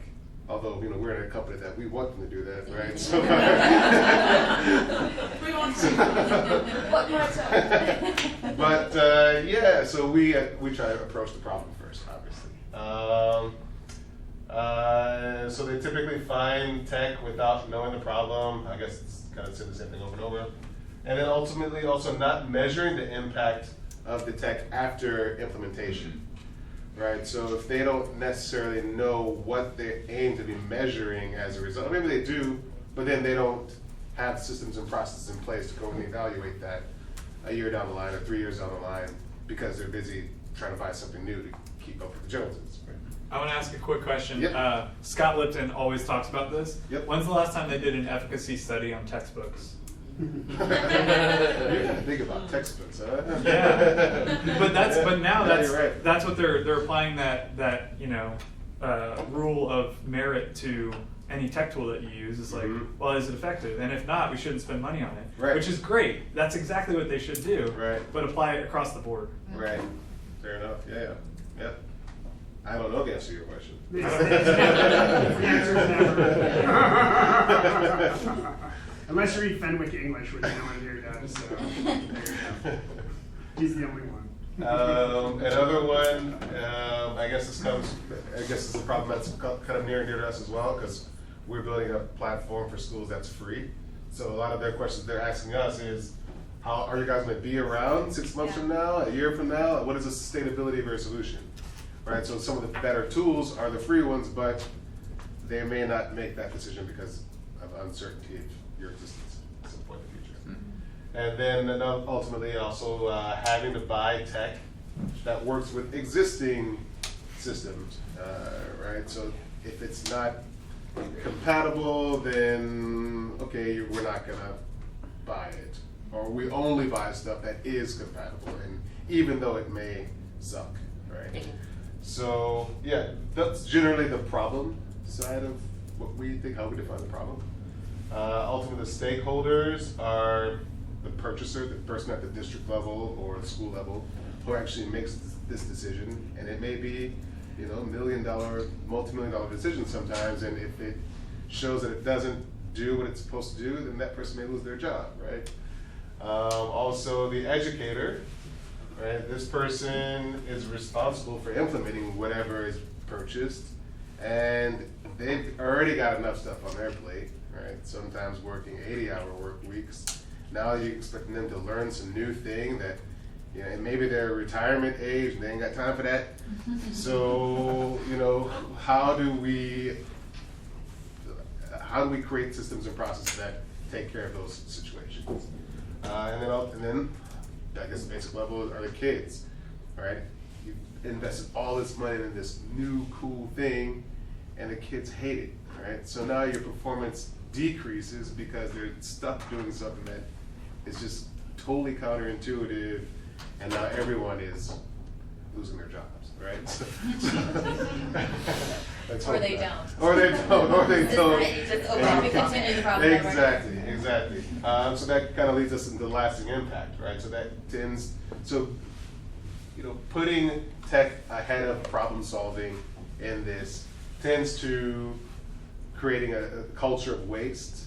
It tends to a culture of, you know, wait, you don't get it. That kind of is a problem repeated again. Yeah, okay, yeah. So, and then, This is the bottom line, I think. yeah, that's it. You basically created a culture of waste, and specifically in public education, when you're at limited resources to begin with, and some of the, you know, more marginalized districts, that's never good. So solutions. All right, we got clearly a solution-oriented group. Yes. So there could be a person who is kind of like a teacher, tech advocate inside, like employed in the school, or maybe there's multiple teams within the school who are constantly like doing SWOT analysis on different things that are out there in the market, who helps do the research, data analysis to figure out what tools are out there. Kind of going to that one point about there's too many tools. Someone inside the school should be figuring out what's out there, what's good. That's that way. Wait, before you go on. Yep. A great example of that is in Westlake High School, Carl Hooker, who does iPad Palooza. He has I don't know how he ended up, he's like a district technology person, but they have it's like a task force, like a technology implementation task force. Okay. Westlake. I mean, but of course, and the thing about it is like, yeah. You're giving me my next customer call. So yeah, exactly. Carl Hooker. But here's the thing, like Westlake is doing that, and for those of you in education, you know, like Eanes ISD, Westlake, it's like, you know, the primo district with all the money and all the tools. But they are actually like Lake Travis there, right? Yeah. They're strategizing like, okay, we have all these opportunities, like what are the practices we want to implement, what is the tech that we want to implement, let's get these people together, and they meet and they have panels and they have like these really amazing discussions about what we want this to look like in our district. Gotcha. Like, how do we want to do this strategically? Awesome. And I'm sure there are other districts doing similar things. It's a great model, though. Like, I really think it's... Well, and it's interesting because Carl sort of admitted, so they went one-to-one and bought all their kids iPads, and then they sort of realized, well, what the heck are we doing with these things? And now they're sort of developing the strategy, and you really realize we kind of blew it on this because we went and thought it was about the technology, but it's not about the technology. It's about the process and how we might end up using technology or not. Is that why the website doesn't work? Oh, zing. That's a serious question. Do you know if the website's supposed to work? That's a great question. Agenda item number one. Any school district website anywhere. No, I mean like from his Twitter page, for example. Like if you try to go to iPadpalooza, you can't get there, or from his LinkedIn. Yeah. Interesting. But I also think that is also another problem using technology for technology's sake. So just applying technology because they want to have cool technology. Or to right? keep up with the Jones. It looks Keep good on up with the marketing, and the Joneses. rest we just bought all these iPads for our kids. Yeah. It's great marketing You know, for the school. Exactly, because sometimes the more effective solution is actually no technology at all. In a sense that, you know, like for example, there's a really great project that takes bucket drumming. You can get a bucket for a couple of bucks and some drumsticks, and you teach kids fractions, right? And you can learn how to add fractions by teaching kids drumming. And the kids get really into it, and they get it in a few seconds. And there are other projects, you know, like being able to have kids, like let's say for example, teaching science through the arts the other way is, let's say for example, taking a paint by numbers, where you're actually painting the frequency, right? So having to calculate and reverse calculate what the frequency of light is for that particular color, and putting in the color that matches that frequency, or the same with music. Right, turning it around, and what is that particular frequency or duration of sound? And when you get into doing these things with science, it's really, really cool. Or you know, applying these other things like taking a bucket of stuff, just random junk, and playing MacGyver with the kids. You know, like you have to go and find 5 objects and create a shovel that will do the different types of things. So assembling, let's say, creative solutions, kind of like an episode of MacGyver. Yeah. All right. Sorry, we cut you off. Yeah, no, that's all good. So a lot of those are kind of up here as well. So kind of tying into that one, technology consultants to teach the educators on how to use tech. Another now one might be to do more end user evaluations, research of tech. Another one will be to make better use of what is already there. Like, hey, if we made this investment, it probably is flexible enough to do other stuff, but to kind of take the time and figure it out. Teachers, admin could give more feedback before we buy tech. User-focused design, that one kind of came up a bit. Maybe more future-looking things would be to tie funding to uncovering the problem rather than purchasing tech. Right, so that kind of addresses this issue of, we got this budget, we got to spend it, but in order to get that budget, you got to define the problem more accurately. Another one would be kind of a teacher revenue model for their expertise, to kind of bring the tech companies more closely into the schools, because I know there's some rules against kind of teachers being consultants within tech companies and things like that. And that kind of ties into externships that we heard earlier. And then further on in the future, maybe devices that are smart enough to adapt to whatever use case it is, right? That's science fiction, but eventually it'll happen. Yeah. Yeah. So, yeah, that's it. All right. Awesome. Thoughts? Any gaps that they may have missed? Ideas, suggestions, solutions? You did an amazing job. No, it's not me, it's the team. The team did an amazing job. But here's the deal. You mentioned teacher training, that ties directly into another group, so why don't we let you guys talk about that? Thanks.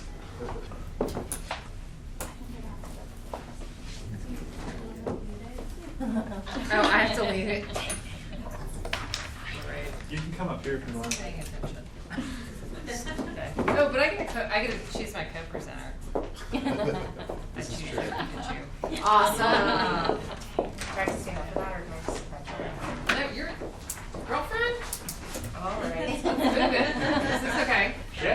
Okay. So, teacher training, defining the problem. We talked about the amount of time that a typical teacher has available, scheduling, and I think the other things we talked about is like when those times happen, like trying to teach people at 3:45 in the afternoon. Most teachers are truly checked out. So you really want to have when folks are really at their premium. And then there's the administrative piece too. So how much is allocated throughout the school year doesn't necessarily map to when you need it and how you need it. So it's kind of a trickle-down effect. If you don't have the time and you need the time to get the tools done, it ends up confounding how we implement technology well. Right, and I think the other one about that one is that there's a lot of initiatives, and tech is just one of many, that are. I mean, many of them are actually, legal initiatives. Who most effective? Teachers and students. Yep. And if the teachers don't have training, if you have a new tool and the teachers don't know what it is or how to implement it, you don't have the time to make that happen, is it actually going to get, pushed through, or the student's going to have access to those tools and materials, right? So, again, we talked about it kind of being a cycle. If you don't have the time, the people aren't going to be able to actually implement it. The students are actually going to have it. Then it even goes back to like the budget and the cycle. If you're not using it, then it comes back and you're not going to purchase it next year. So we really have to make sure that, again, you need the time, you need the tools, you need the resources to make sure it's getting into the right hands so the students have good solutions. Okay, key stakeholders. Administrators advocating for the resource. It could be someone who's a building administrator. It could be an instructional coach. It could be somebody, state and federal programs, things like that.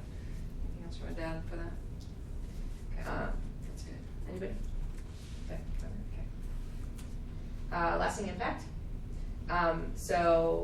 Again, we talked about like who's affected the most. I think our teachers and the people who are in the classrooms are it's so stressful knowing that you have these things that you have to learn and have to implement, but you don't have the time and the training to make that happen. And we know that there's huge teacher turnover. Again, I come from special education, so it's kind of like Kleenex sometimes. Again, teacher retention is incredibly important when you're adding these new things, making sure you're putting those things into place. Lasting impact, the opportunities for collaboration. Again, we talked about intra and inter-district, so talking together, talking across district, talking across the country, across the world, making sure that you have that opportunity. Again, using technology, where it can impact us the most. It also helps with teacher morale. Again, if you know what you're doing, you're going to be more confident. You're going to go in. Again, you don't necessarily have to know how to do everything out the gate, but again, starting and working on that process and going through step by step can really have an impact. And again, the teachers are going to feel good about themselves, which is also going to help with our teacher retention, right? And that also leads, we had a great one for student opportunities. Lasting impact is the kids are learning these new technologies. It could be something simple. So she was talking about something as simple as a film editing class or something like that. So as a child learns one new skill, you might think it's that one piece, but then it goes on to affect all kinds of other aspects of their life. Something you learned about in high school is something that becomes a skill when you're in college, or again when you're working with a group of people and trying to figure out new technology solutions, right? Homeschool. Okay, and I'll give. Okay, so my daughter took a film editing that was class. yours. Right, that's all right. I have stuff to No, that's good. So my daughter took a film editing class. It was a year-long class, and I was like, "Hey, that's great." And she's like, "Oh yeah, I want to be a filmmaker." And I'm like, "Yeah, okay, whatever." And then she gets into college, and she's like, "Okay, fine, maybe I don't want to be a filmmaker." But the funny part is, just from this, I was just thinking, okay, so you're gonna be working when you're in college. Like you're gonna be, hostessing, or you're gonna be, I don't know, cleaning toilets at the hotel. So now actually my daughter works as a film editor for a sports video company, right? So they do sports videos for kids applying to get scholarships, right? She makes a lot of money and her hours are great, right? I would have never imagined that for her. And the other piece is whenever she does a project, instead of writing, she has the opportunity at her college, it's pretty open, right? Instead of writing a paper, a lot of times she'll do a film, right? And so she's just like, oh yeah. And I'm just like, wow, all from this one class, she has learned all these different skills, things that I would have never imagined for her or for herself, imagine for herself, you know, in just a few short years. So tell that story so much better. I'm just saying. That's right. She's mine. Okay.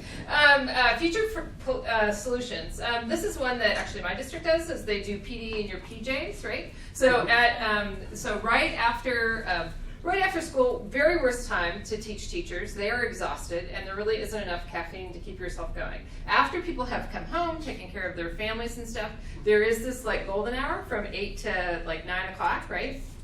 That they do like these really small pieces of time. It's like an hour, and you can kind of zip in and zip out. The other one, let's see, accessible, easy to use instructions. I think the other one that I know is that, like you guys were saying, that you have a YouTube channel for your product, and so much PD for teachers happens when they're at their child's sports event, right? Like they're watching practice, and it's like, man, I've seen this a million times. I'm going to watch something else that's going to affect my job tomorrow. Anything else? Do you want to go over the rest of yours? Accessible, easy to use. Talked about the fact that, again, sometimes tech is really complicated. So talking about the fact that having small bite-sized chunks is really important. Differentiated instruction. So we also talked about the fact that differentiation, we always kind of focus on that in school. Well, adults also need differentiation as well. So making sure that we're offering things in different ways, where one person can watch a quick video, another person might need a small, handout that's a checklist that here's the 5 things that you need to walk away with and try, that has that step-by-step, that might have that visual piece that goes along with it. And also having a place where you can go to where those resources are available. So. Quick question. What percentage of professional development actually ends up in the classroom? You know, what's like the stat that everyone says? Scott? 5%? 10%? 10%. 10%. Right. Between 10 and 15%. So yeah. Can you expand on that? What do you mean? So like, okay, you guys might know. So you go out, you go to a training, and you learn all this stuff, and you have all these sort of like, oh, I'm going to go do this, and then you get back into the classroom, and you're doing all the million other things you do, and you have all these great notes that you took and all these great plans that just get filed away. 15 sounds high then. And I think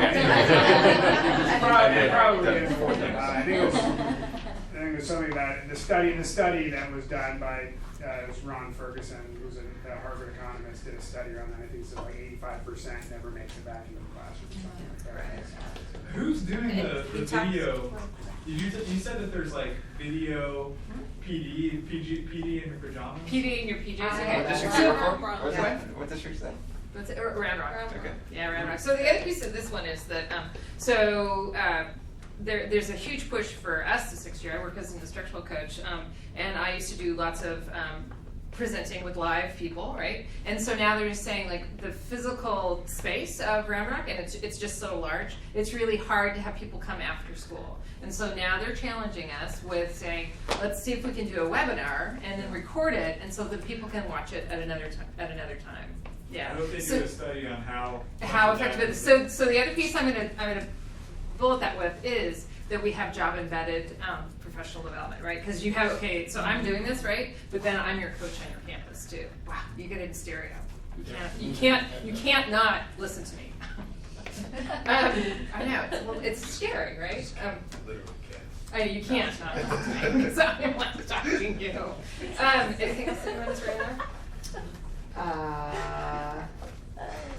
I think the big thing is if you're coming from a district that doesn't have the funds like Westlake does, that she might be able to participate in your webinar. Yeah, that part. I mean, I think that's another thing that I'm thinking around on the picture. Yeah, I know. It's because it's like there's the PD is so rich there that they're just like, oh yeah, we might brand this and maybe possibly, I know. Well, we're gonna talk about that one. Okay.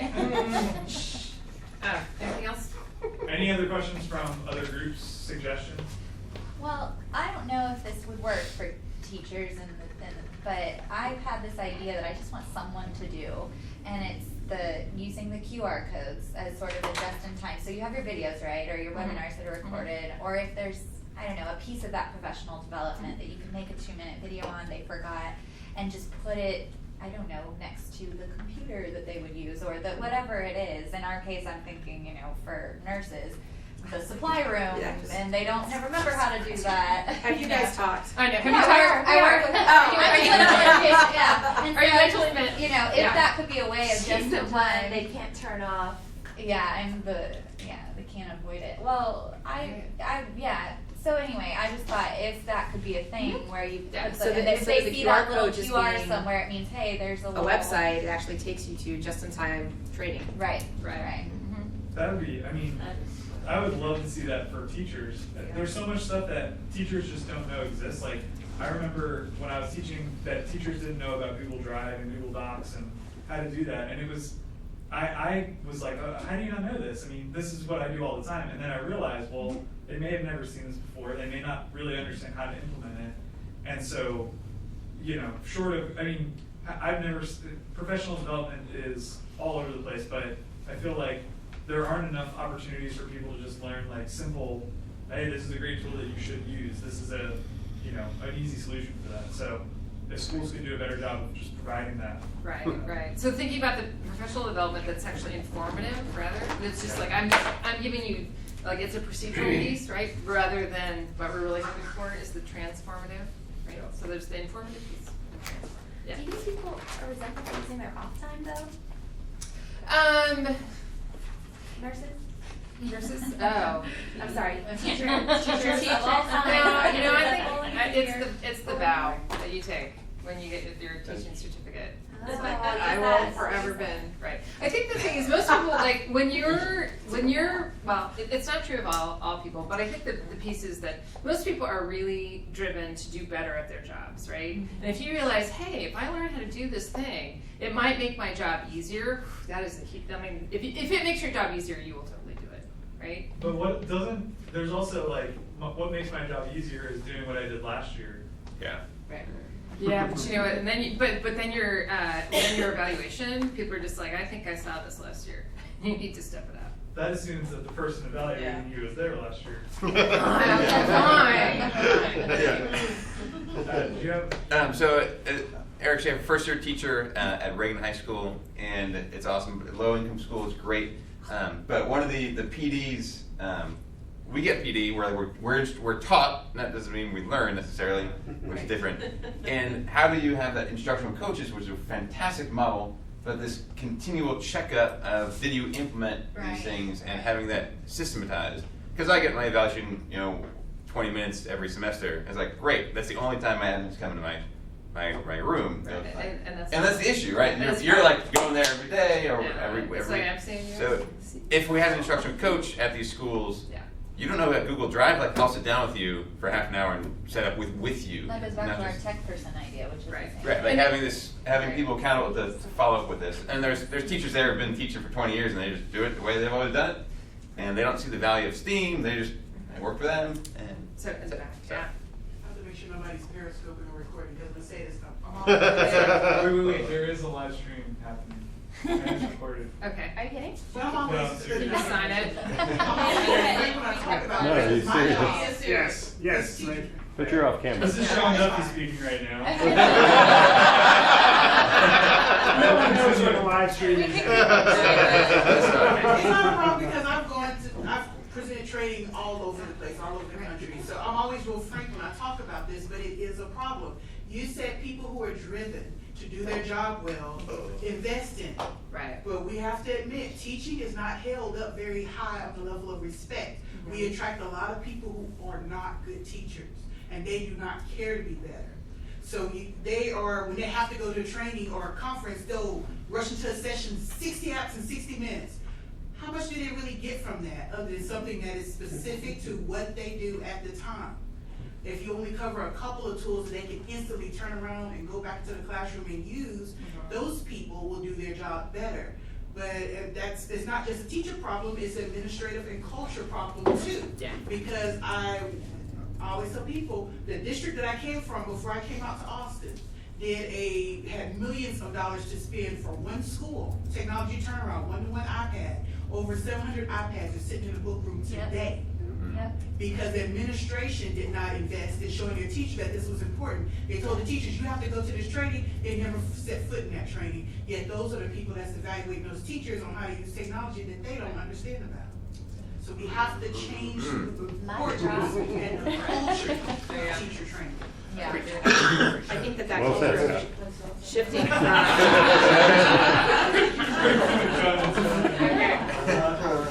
it's that shift from professional development to like continuous learning and education. You know, you can never learn anything in any training that you're gonna walk away with and remember forever. It's a process where you have to evolve with anything that you're working on. You have small bits and pieces, and you have to keep coming back and checking on it to make sure that it's being, you know, done consistently, efficiently, effectively. And I think that's the other piece too, thinking about efficacy for thinking about making PD stick and making, you know, pieces change. It's really about job embedded professional development. You don't need to have a coach there all the time, but you need to have somebody, you know, who's just kind of like, yeah.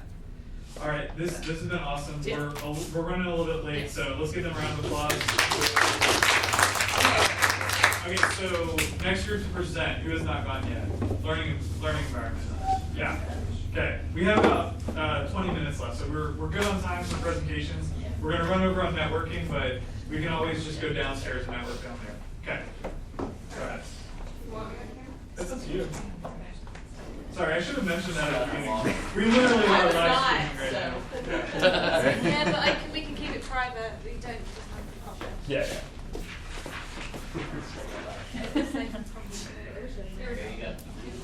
For at least 5 minutes, we'll be able to talk. So we had about the learning environment and the disconnect, and where we decided to act together about what the actual problem was is that the current system does not support a STEAM mindset. Okay, the core being is actually at the state level here, because everything is pretty much grounded in standardized testing, and those are the goals. And there are so many objectives, and I will speak from a parent's perspective. From the technology background and education, it's all focused on this testing. I think teachers want to do more. I just don't think they're given the framework in order to be able to make that happen. And what that's actually, you know, they're affecting innovative thinking. It's affecting the critical thinking that I know that we'll talk about a little bit more deeply in a moment. It's also taking away the opportunity where we want personalized training, because it's all set to a set of objectives that are essentially A, B, C, multiple choice. It assumes that there's one way to learn, there's only one answer, and truly as you look at the mindset of STEAM and where we want to go and where we want to apply, for the things that we don't even know about yet, that we're going to need, it won't support, that environment doesn't support it. Who's most effective here? You know, it'll be the lower socioeconomic schools. It can be. It doesn't always have to be there. It can be in the school systems that have more money, depending on whether the administration will support it. English as a second language.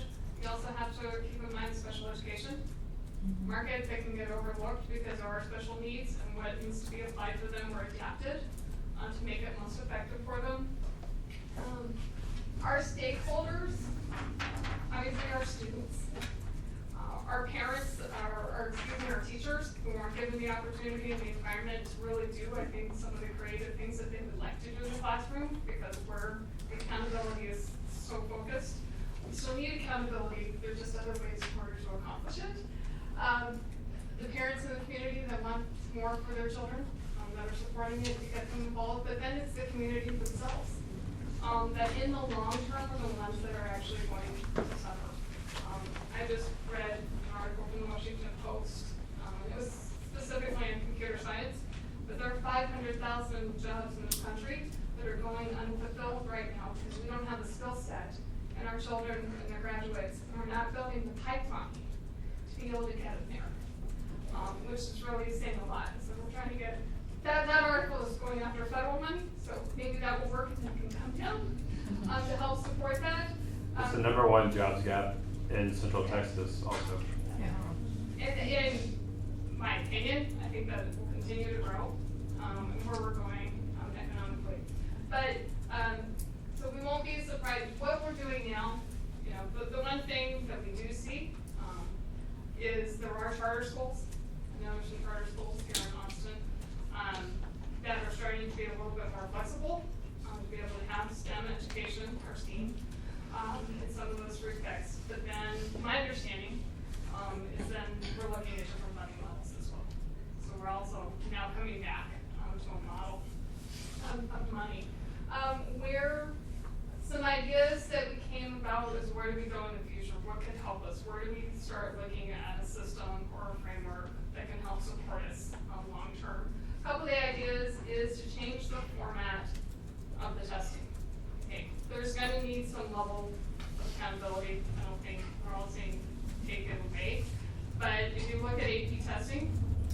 just an example, over the period of its time when it first started many years ago, it was all multiple choice. They moved to an essay format, and so now it's a combination that will take different resources in order to be able to grade it. But whether there are other ways to look at how we assess those, so that we can take into account the different critical thinking and what we need to do in education.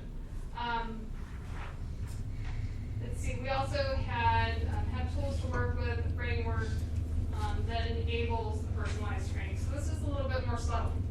So if we're in the framework we are in right now, and that may take some time for us to be able to change and to really influence the tools that we have in the market to be able to support it, to subtly integrate personalized training so that they're adaptive.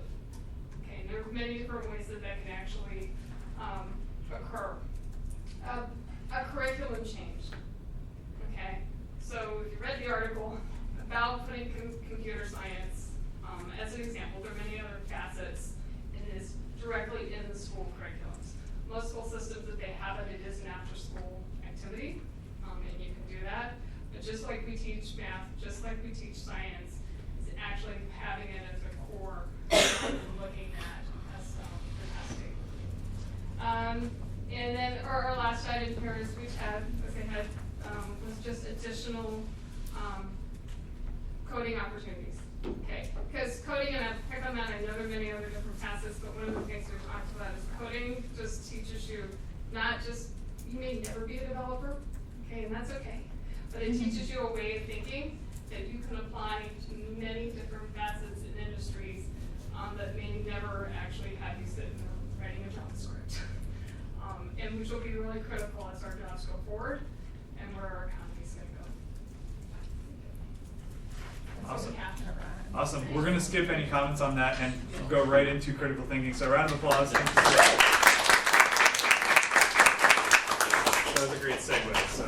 Yeah, exactly. So much of the critical thinking stuff is actually very much connected to the previous topic here in terms of the changes that should be made in terms of how content is delivered and assessed. So thinking about critical thinking as a skill and how to assess it, and looking at defining the problem here, that some of these problems actually, the biggest thing with critical thinking skills is you're identifying problems that have more than one valid answer.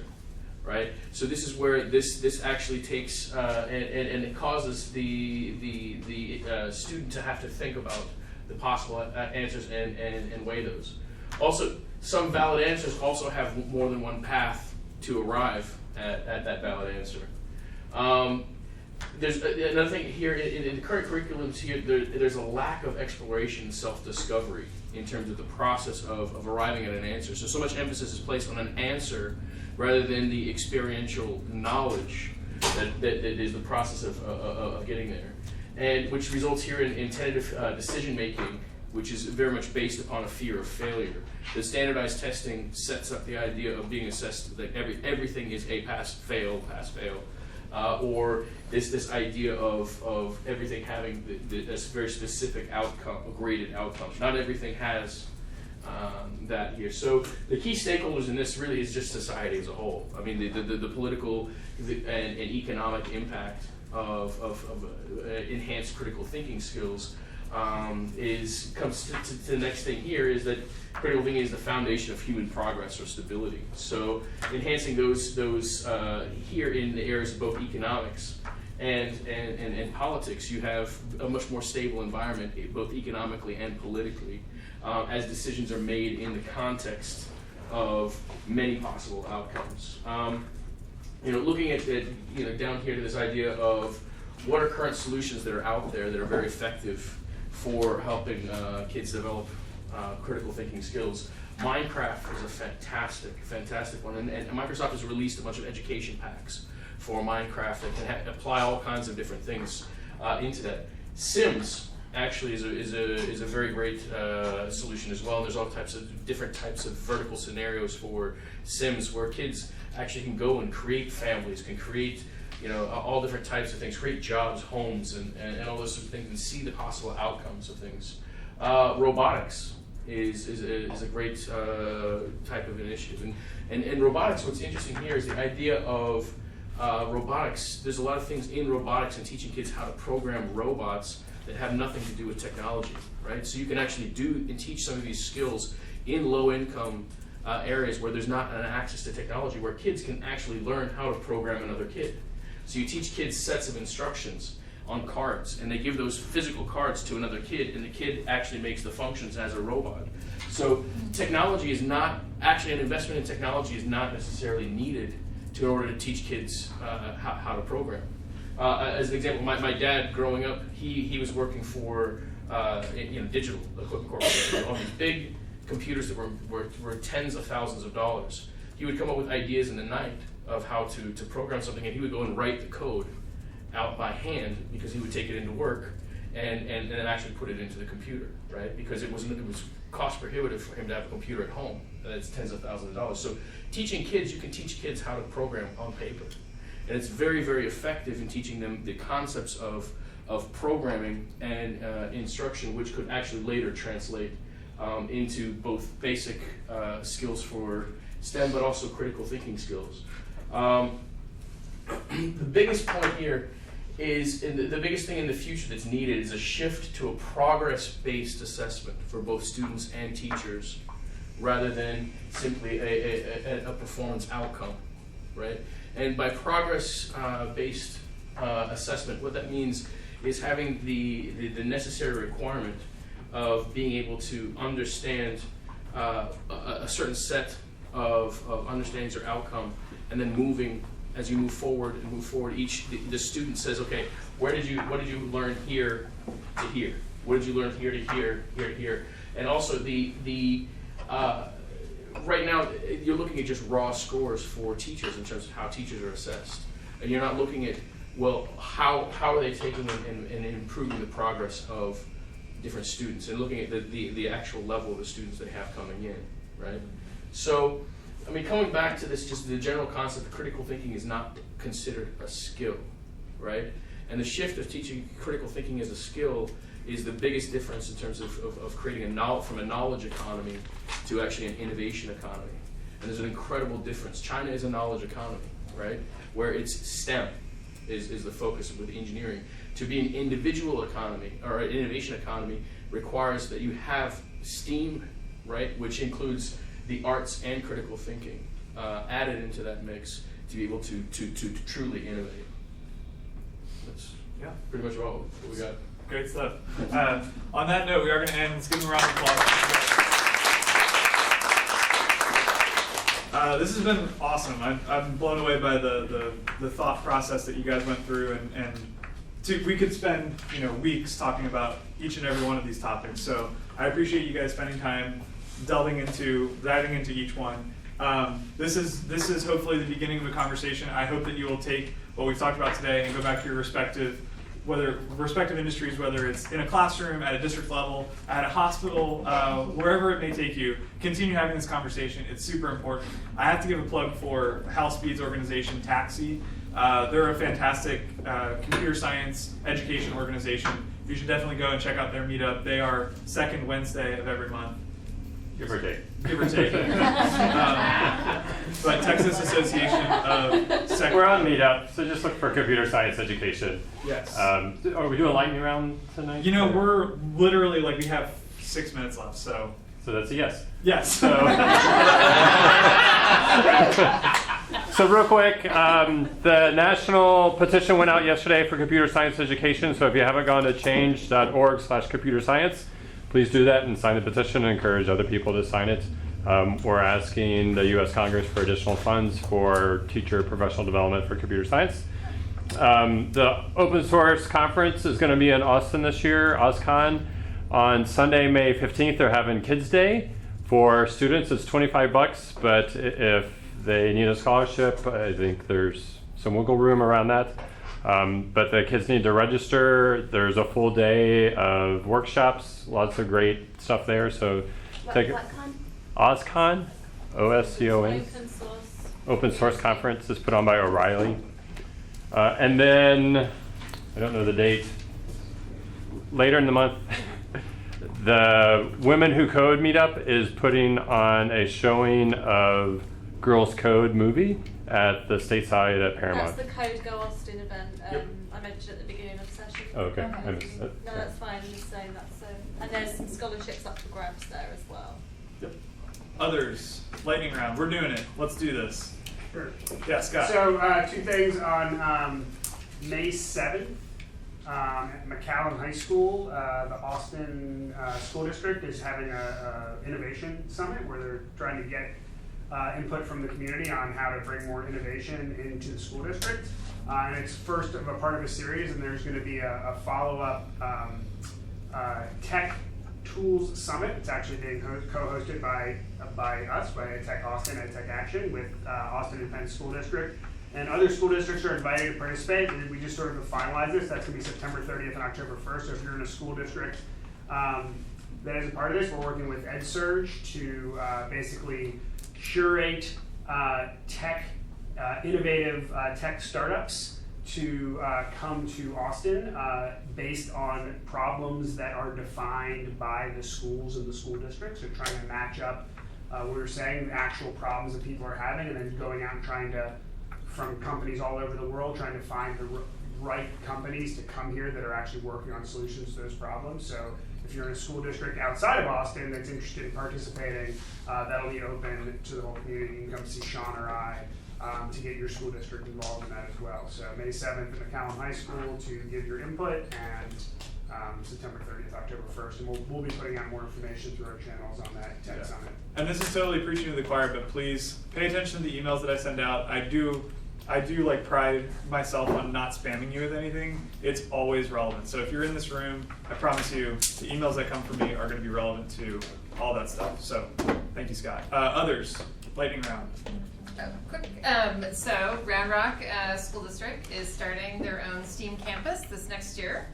It's an elementary campus. It's going to be totally off the hook, right? So if you guys ever get an opportunity to go up there, brand new school, flexible learning spaces, people are really going to be working on project-based learning is really going to be their standard of how they do this implementation. They're actually going to have someone that is going to be a STEAM coordinator who is going to help the teachers plan STEAM lessons. Yeah, I mean, it's going to be cool. So yeah. Very cool. Yeah. And by the way, if you have something like that, email me and I will send it out. I do usually like once a week or once every 2 weeks. I'll send out here are some things you should know about. So definitely let me know. All right. What else? Okay. Here's what I'm going to ask of you. Do your best to clean up your area because we're going to be resetting this room. So any trash, please take out. If there are subs, soda, beers, grab it. We'll see you guys next time. Thanks so much for coming. Thank you.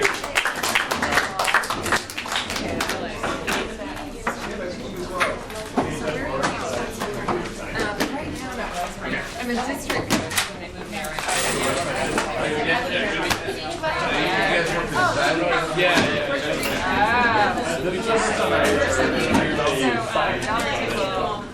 On Facebook especially. Good. How are you? Great. Is this good? Yeah, it's going. It's actually great. I'm moving on to. I feel like we're giving momentum. Yeah, no, it's great. So being outside of it, within all. If you have supplies, I don't mind. As a former teacher, thank you.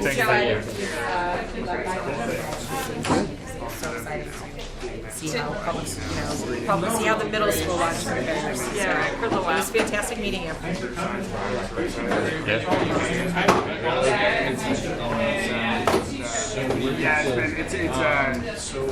the blessing and the curse for the company, but it's bad for everything else that I want to be doing. I don't have time to do much stuff. Oh yeah, it's kind of my dilemma at work. So my boss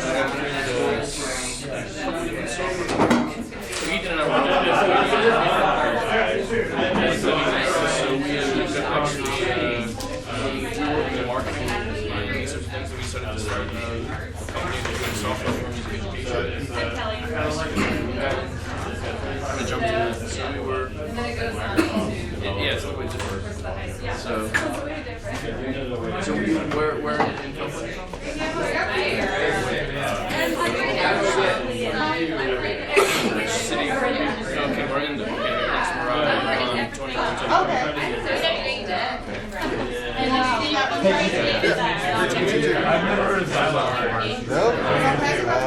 have a platform, free platform for music educators. That's useful. Are you coming on Friday night? That's the plan. We're trying to figure it out. Literally, I'm moving into this office in a couple of weeks. Yeah, I know the plan. They're going to be there. They're Okay. Yeah, you should totally, it's going to be, dude, I actually don't know what it's going to be like. I think it's going to be cool. It's got all the right ingredients, right? Sometimes that's the most important. Well, thanks for coming and for presenting. You guys totally, I was like blown away by the insights. So, thank you. I would love to. Thank you. Are you a computer scientist? Product management, but I've been in career software for a Yeah, I did a bit of product management as well. So now I have everything as an entrepreneur. I can show you free platform for music education. You were at South by Southwest, you, right? It seems like I thought she was. She seemed familiar. Really? Are you working at Dell or something? No, working with the company actually in Minnesota. Really? Yeah. Okay. I thought I was in your New Jersey accent. I grew up in Virginia, so now I'm here in Minnesota. But actually, it was really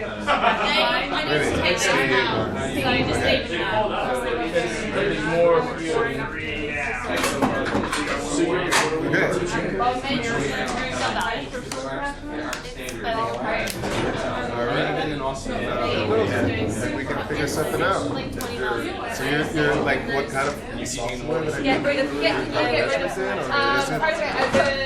You're gonna go to sleep right now. Hold on. Let's wait. Are you helping organize the movie? Okay. Okay. Fantastic. But I've been in multiple industries. Okay. Is it Well, I emailed active Reverend Help. Okay. Red Brick. Okay, and there's an office here now. No, my husband and I just on a whim. This is where we decided we wanted to run our families. Found a way. We went to a company work. We actually just also have to push it out. Love to stay. Wow.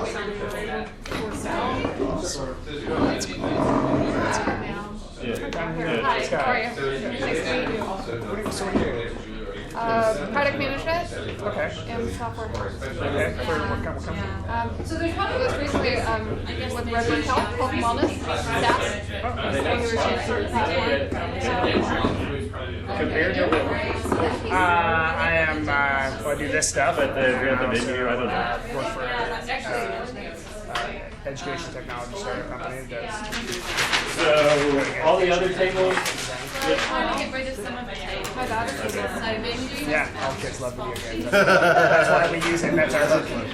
That's our hook. They're starting to code now. So you get kids, learning how to use JavaScript and HTML and CSS and stuff by just functionality. So it's like, oh, you can teach that code. No, we're going to let you create a video game and then process. You have to learn how to code in order to make the things move. The things that you drew. If you want them to move on the screen, you have to, here's how it sticks.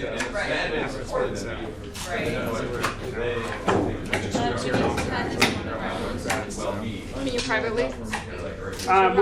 We're made to sell into schools, so you can, but it's not, in the startup we have to market. Alright guys, let's go, not slide it guys. We sell it. Technology. And then put this side, so now As a resource I know you're right, it is outside. So we need to focus.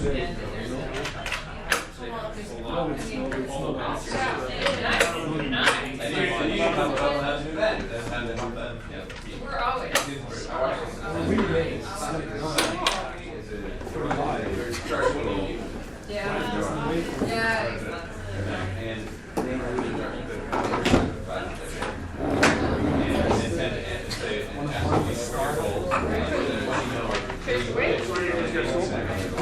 Lake Travis School District. About How old? my twins are 9, so they're 3rd grade, and my son's a freshman. Okay. That is wonderful. That is one. I used to be a principal at Del Valley and here in Los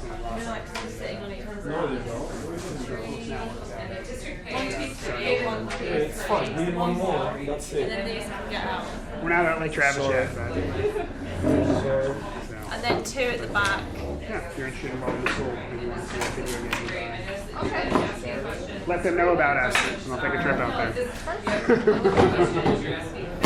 Yeah, and we actually have a free little game on actually. It's a little game that you play, and then it has code on the side. It's like a little coding manipulate the code to make changes in the gaming environment. That's a fun way to do it.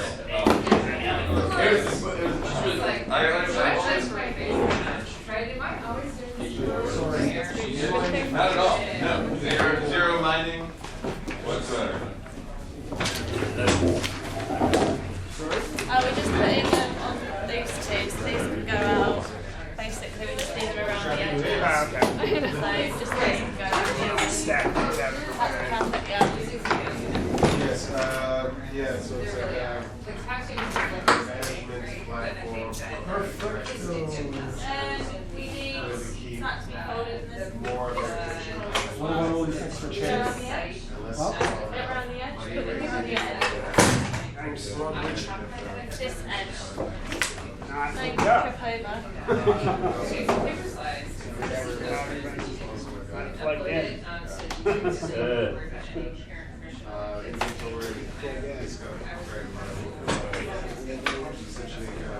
So what you do is you have the kids, make right 11 sheets of paper, nice here's my problems, and then just have a stack of drawings. And then they go through the drawings. Critical thinking and problem solving. And you film it. Why they're so important.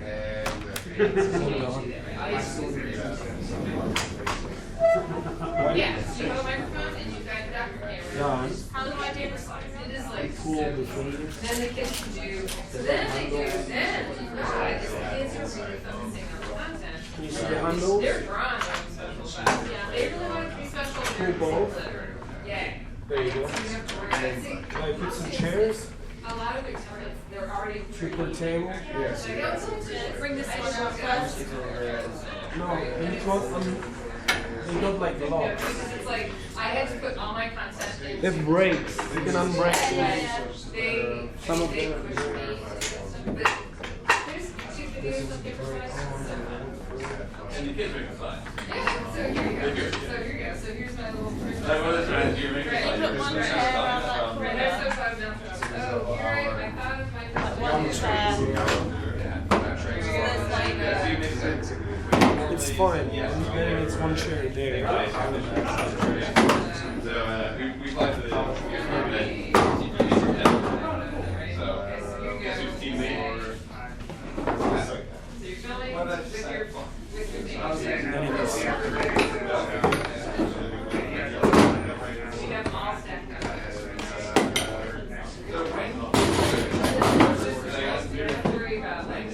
That needs to go the other way round.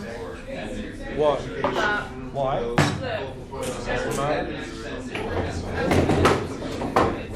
Oh my.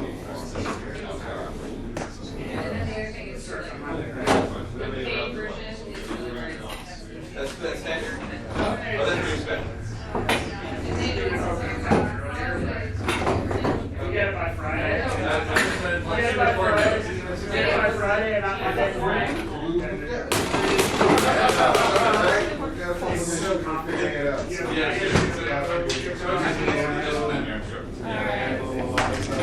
It's not just a ring, like any of you reach out for it. It's not a ring.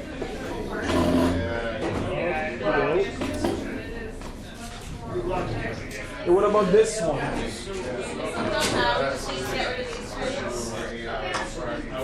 Oh my goodness. Daniela. Daniela. Fundraising, and we gotta keep our hand on the customers. So it's like, and they're like two of us. Here. There's one more coming. She just got on the plane today, in fact. Daniela. You want to keep this? Why do you even have it?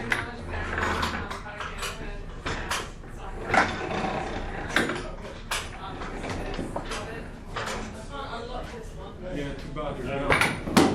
Maybe some more information about our meetup. Just hello me. You're going to join, or shoot me an email if you have any questions. Okay. So there's 2 food tables in the back, right?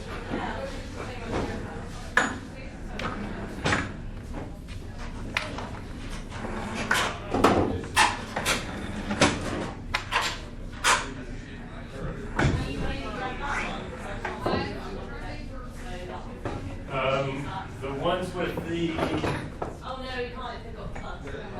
Just unplug. But we just need to get rid of that one anyway.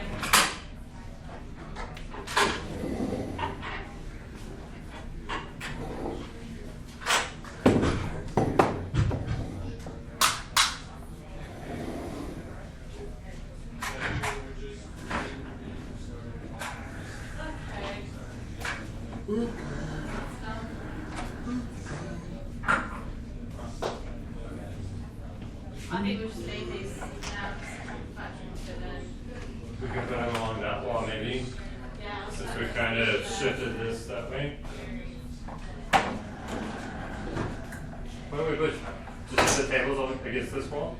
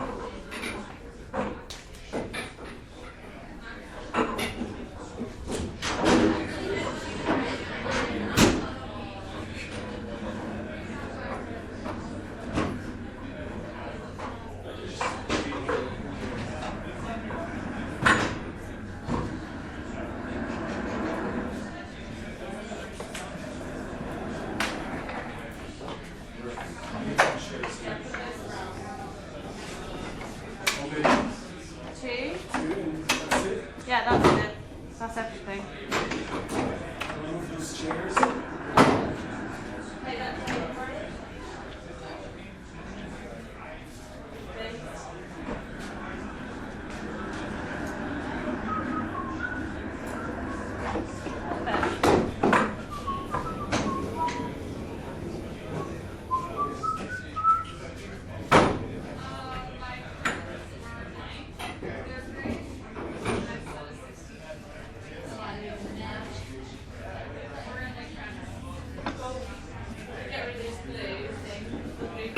Yeah, do it.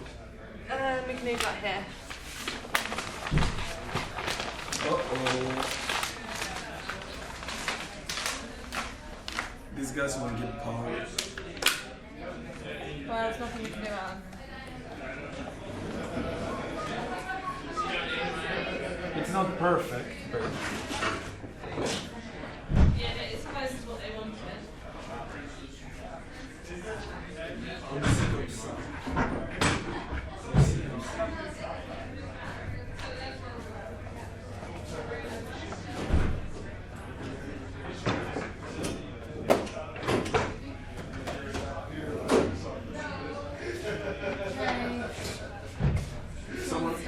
Someone with OCD, they'll freak out.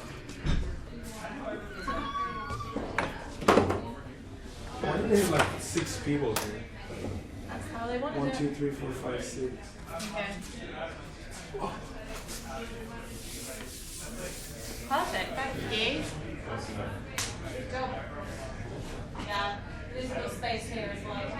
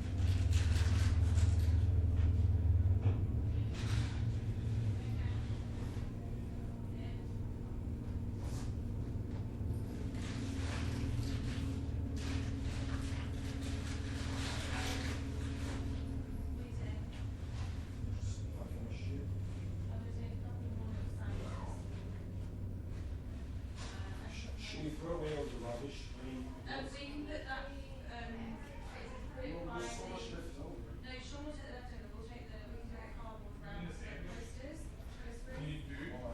Yeah. I've actually put that fly, that's my idea.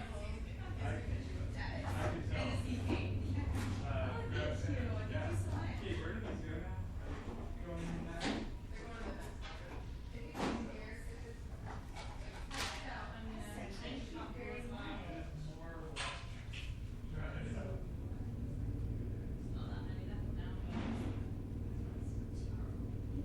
Yeah, room setup so good. Yeah, no problem. Yeah, I don't know how. What? No, it looks good. Oh, I see. You see, like we have to get rid of loads and loads of chairs. Yeah. And tables. Well, this is, if they want to modify it tomorrow. Yeah, exactly. I mean, it's just. Well, it'd be a better I'm starting saying point. that's it. I don't know. I'm leaving my, You like leaving all the stationery? yeah, I'm gonna leave my iPad stand. I'm just gonna come up tomorrow and get it. Oh wait, where's my iPad stand? I don't have that. Oh, it's out there. Someone left their flask. Ooh, put that. Oh wait, what does it say on it? Hydro. Hydro flask. What do they have in there? Someone's gonna want that. Water. You should put it. Lost. Bring it to Kate and see if she can put it somewhere. It's pretty cool. Yeah. Or sell it. eBay. How much should you get? It's plastic. What are you gonna do with all those trains? Do you need help carrying them now? Oh, yeah, I'm gonna bring them to my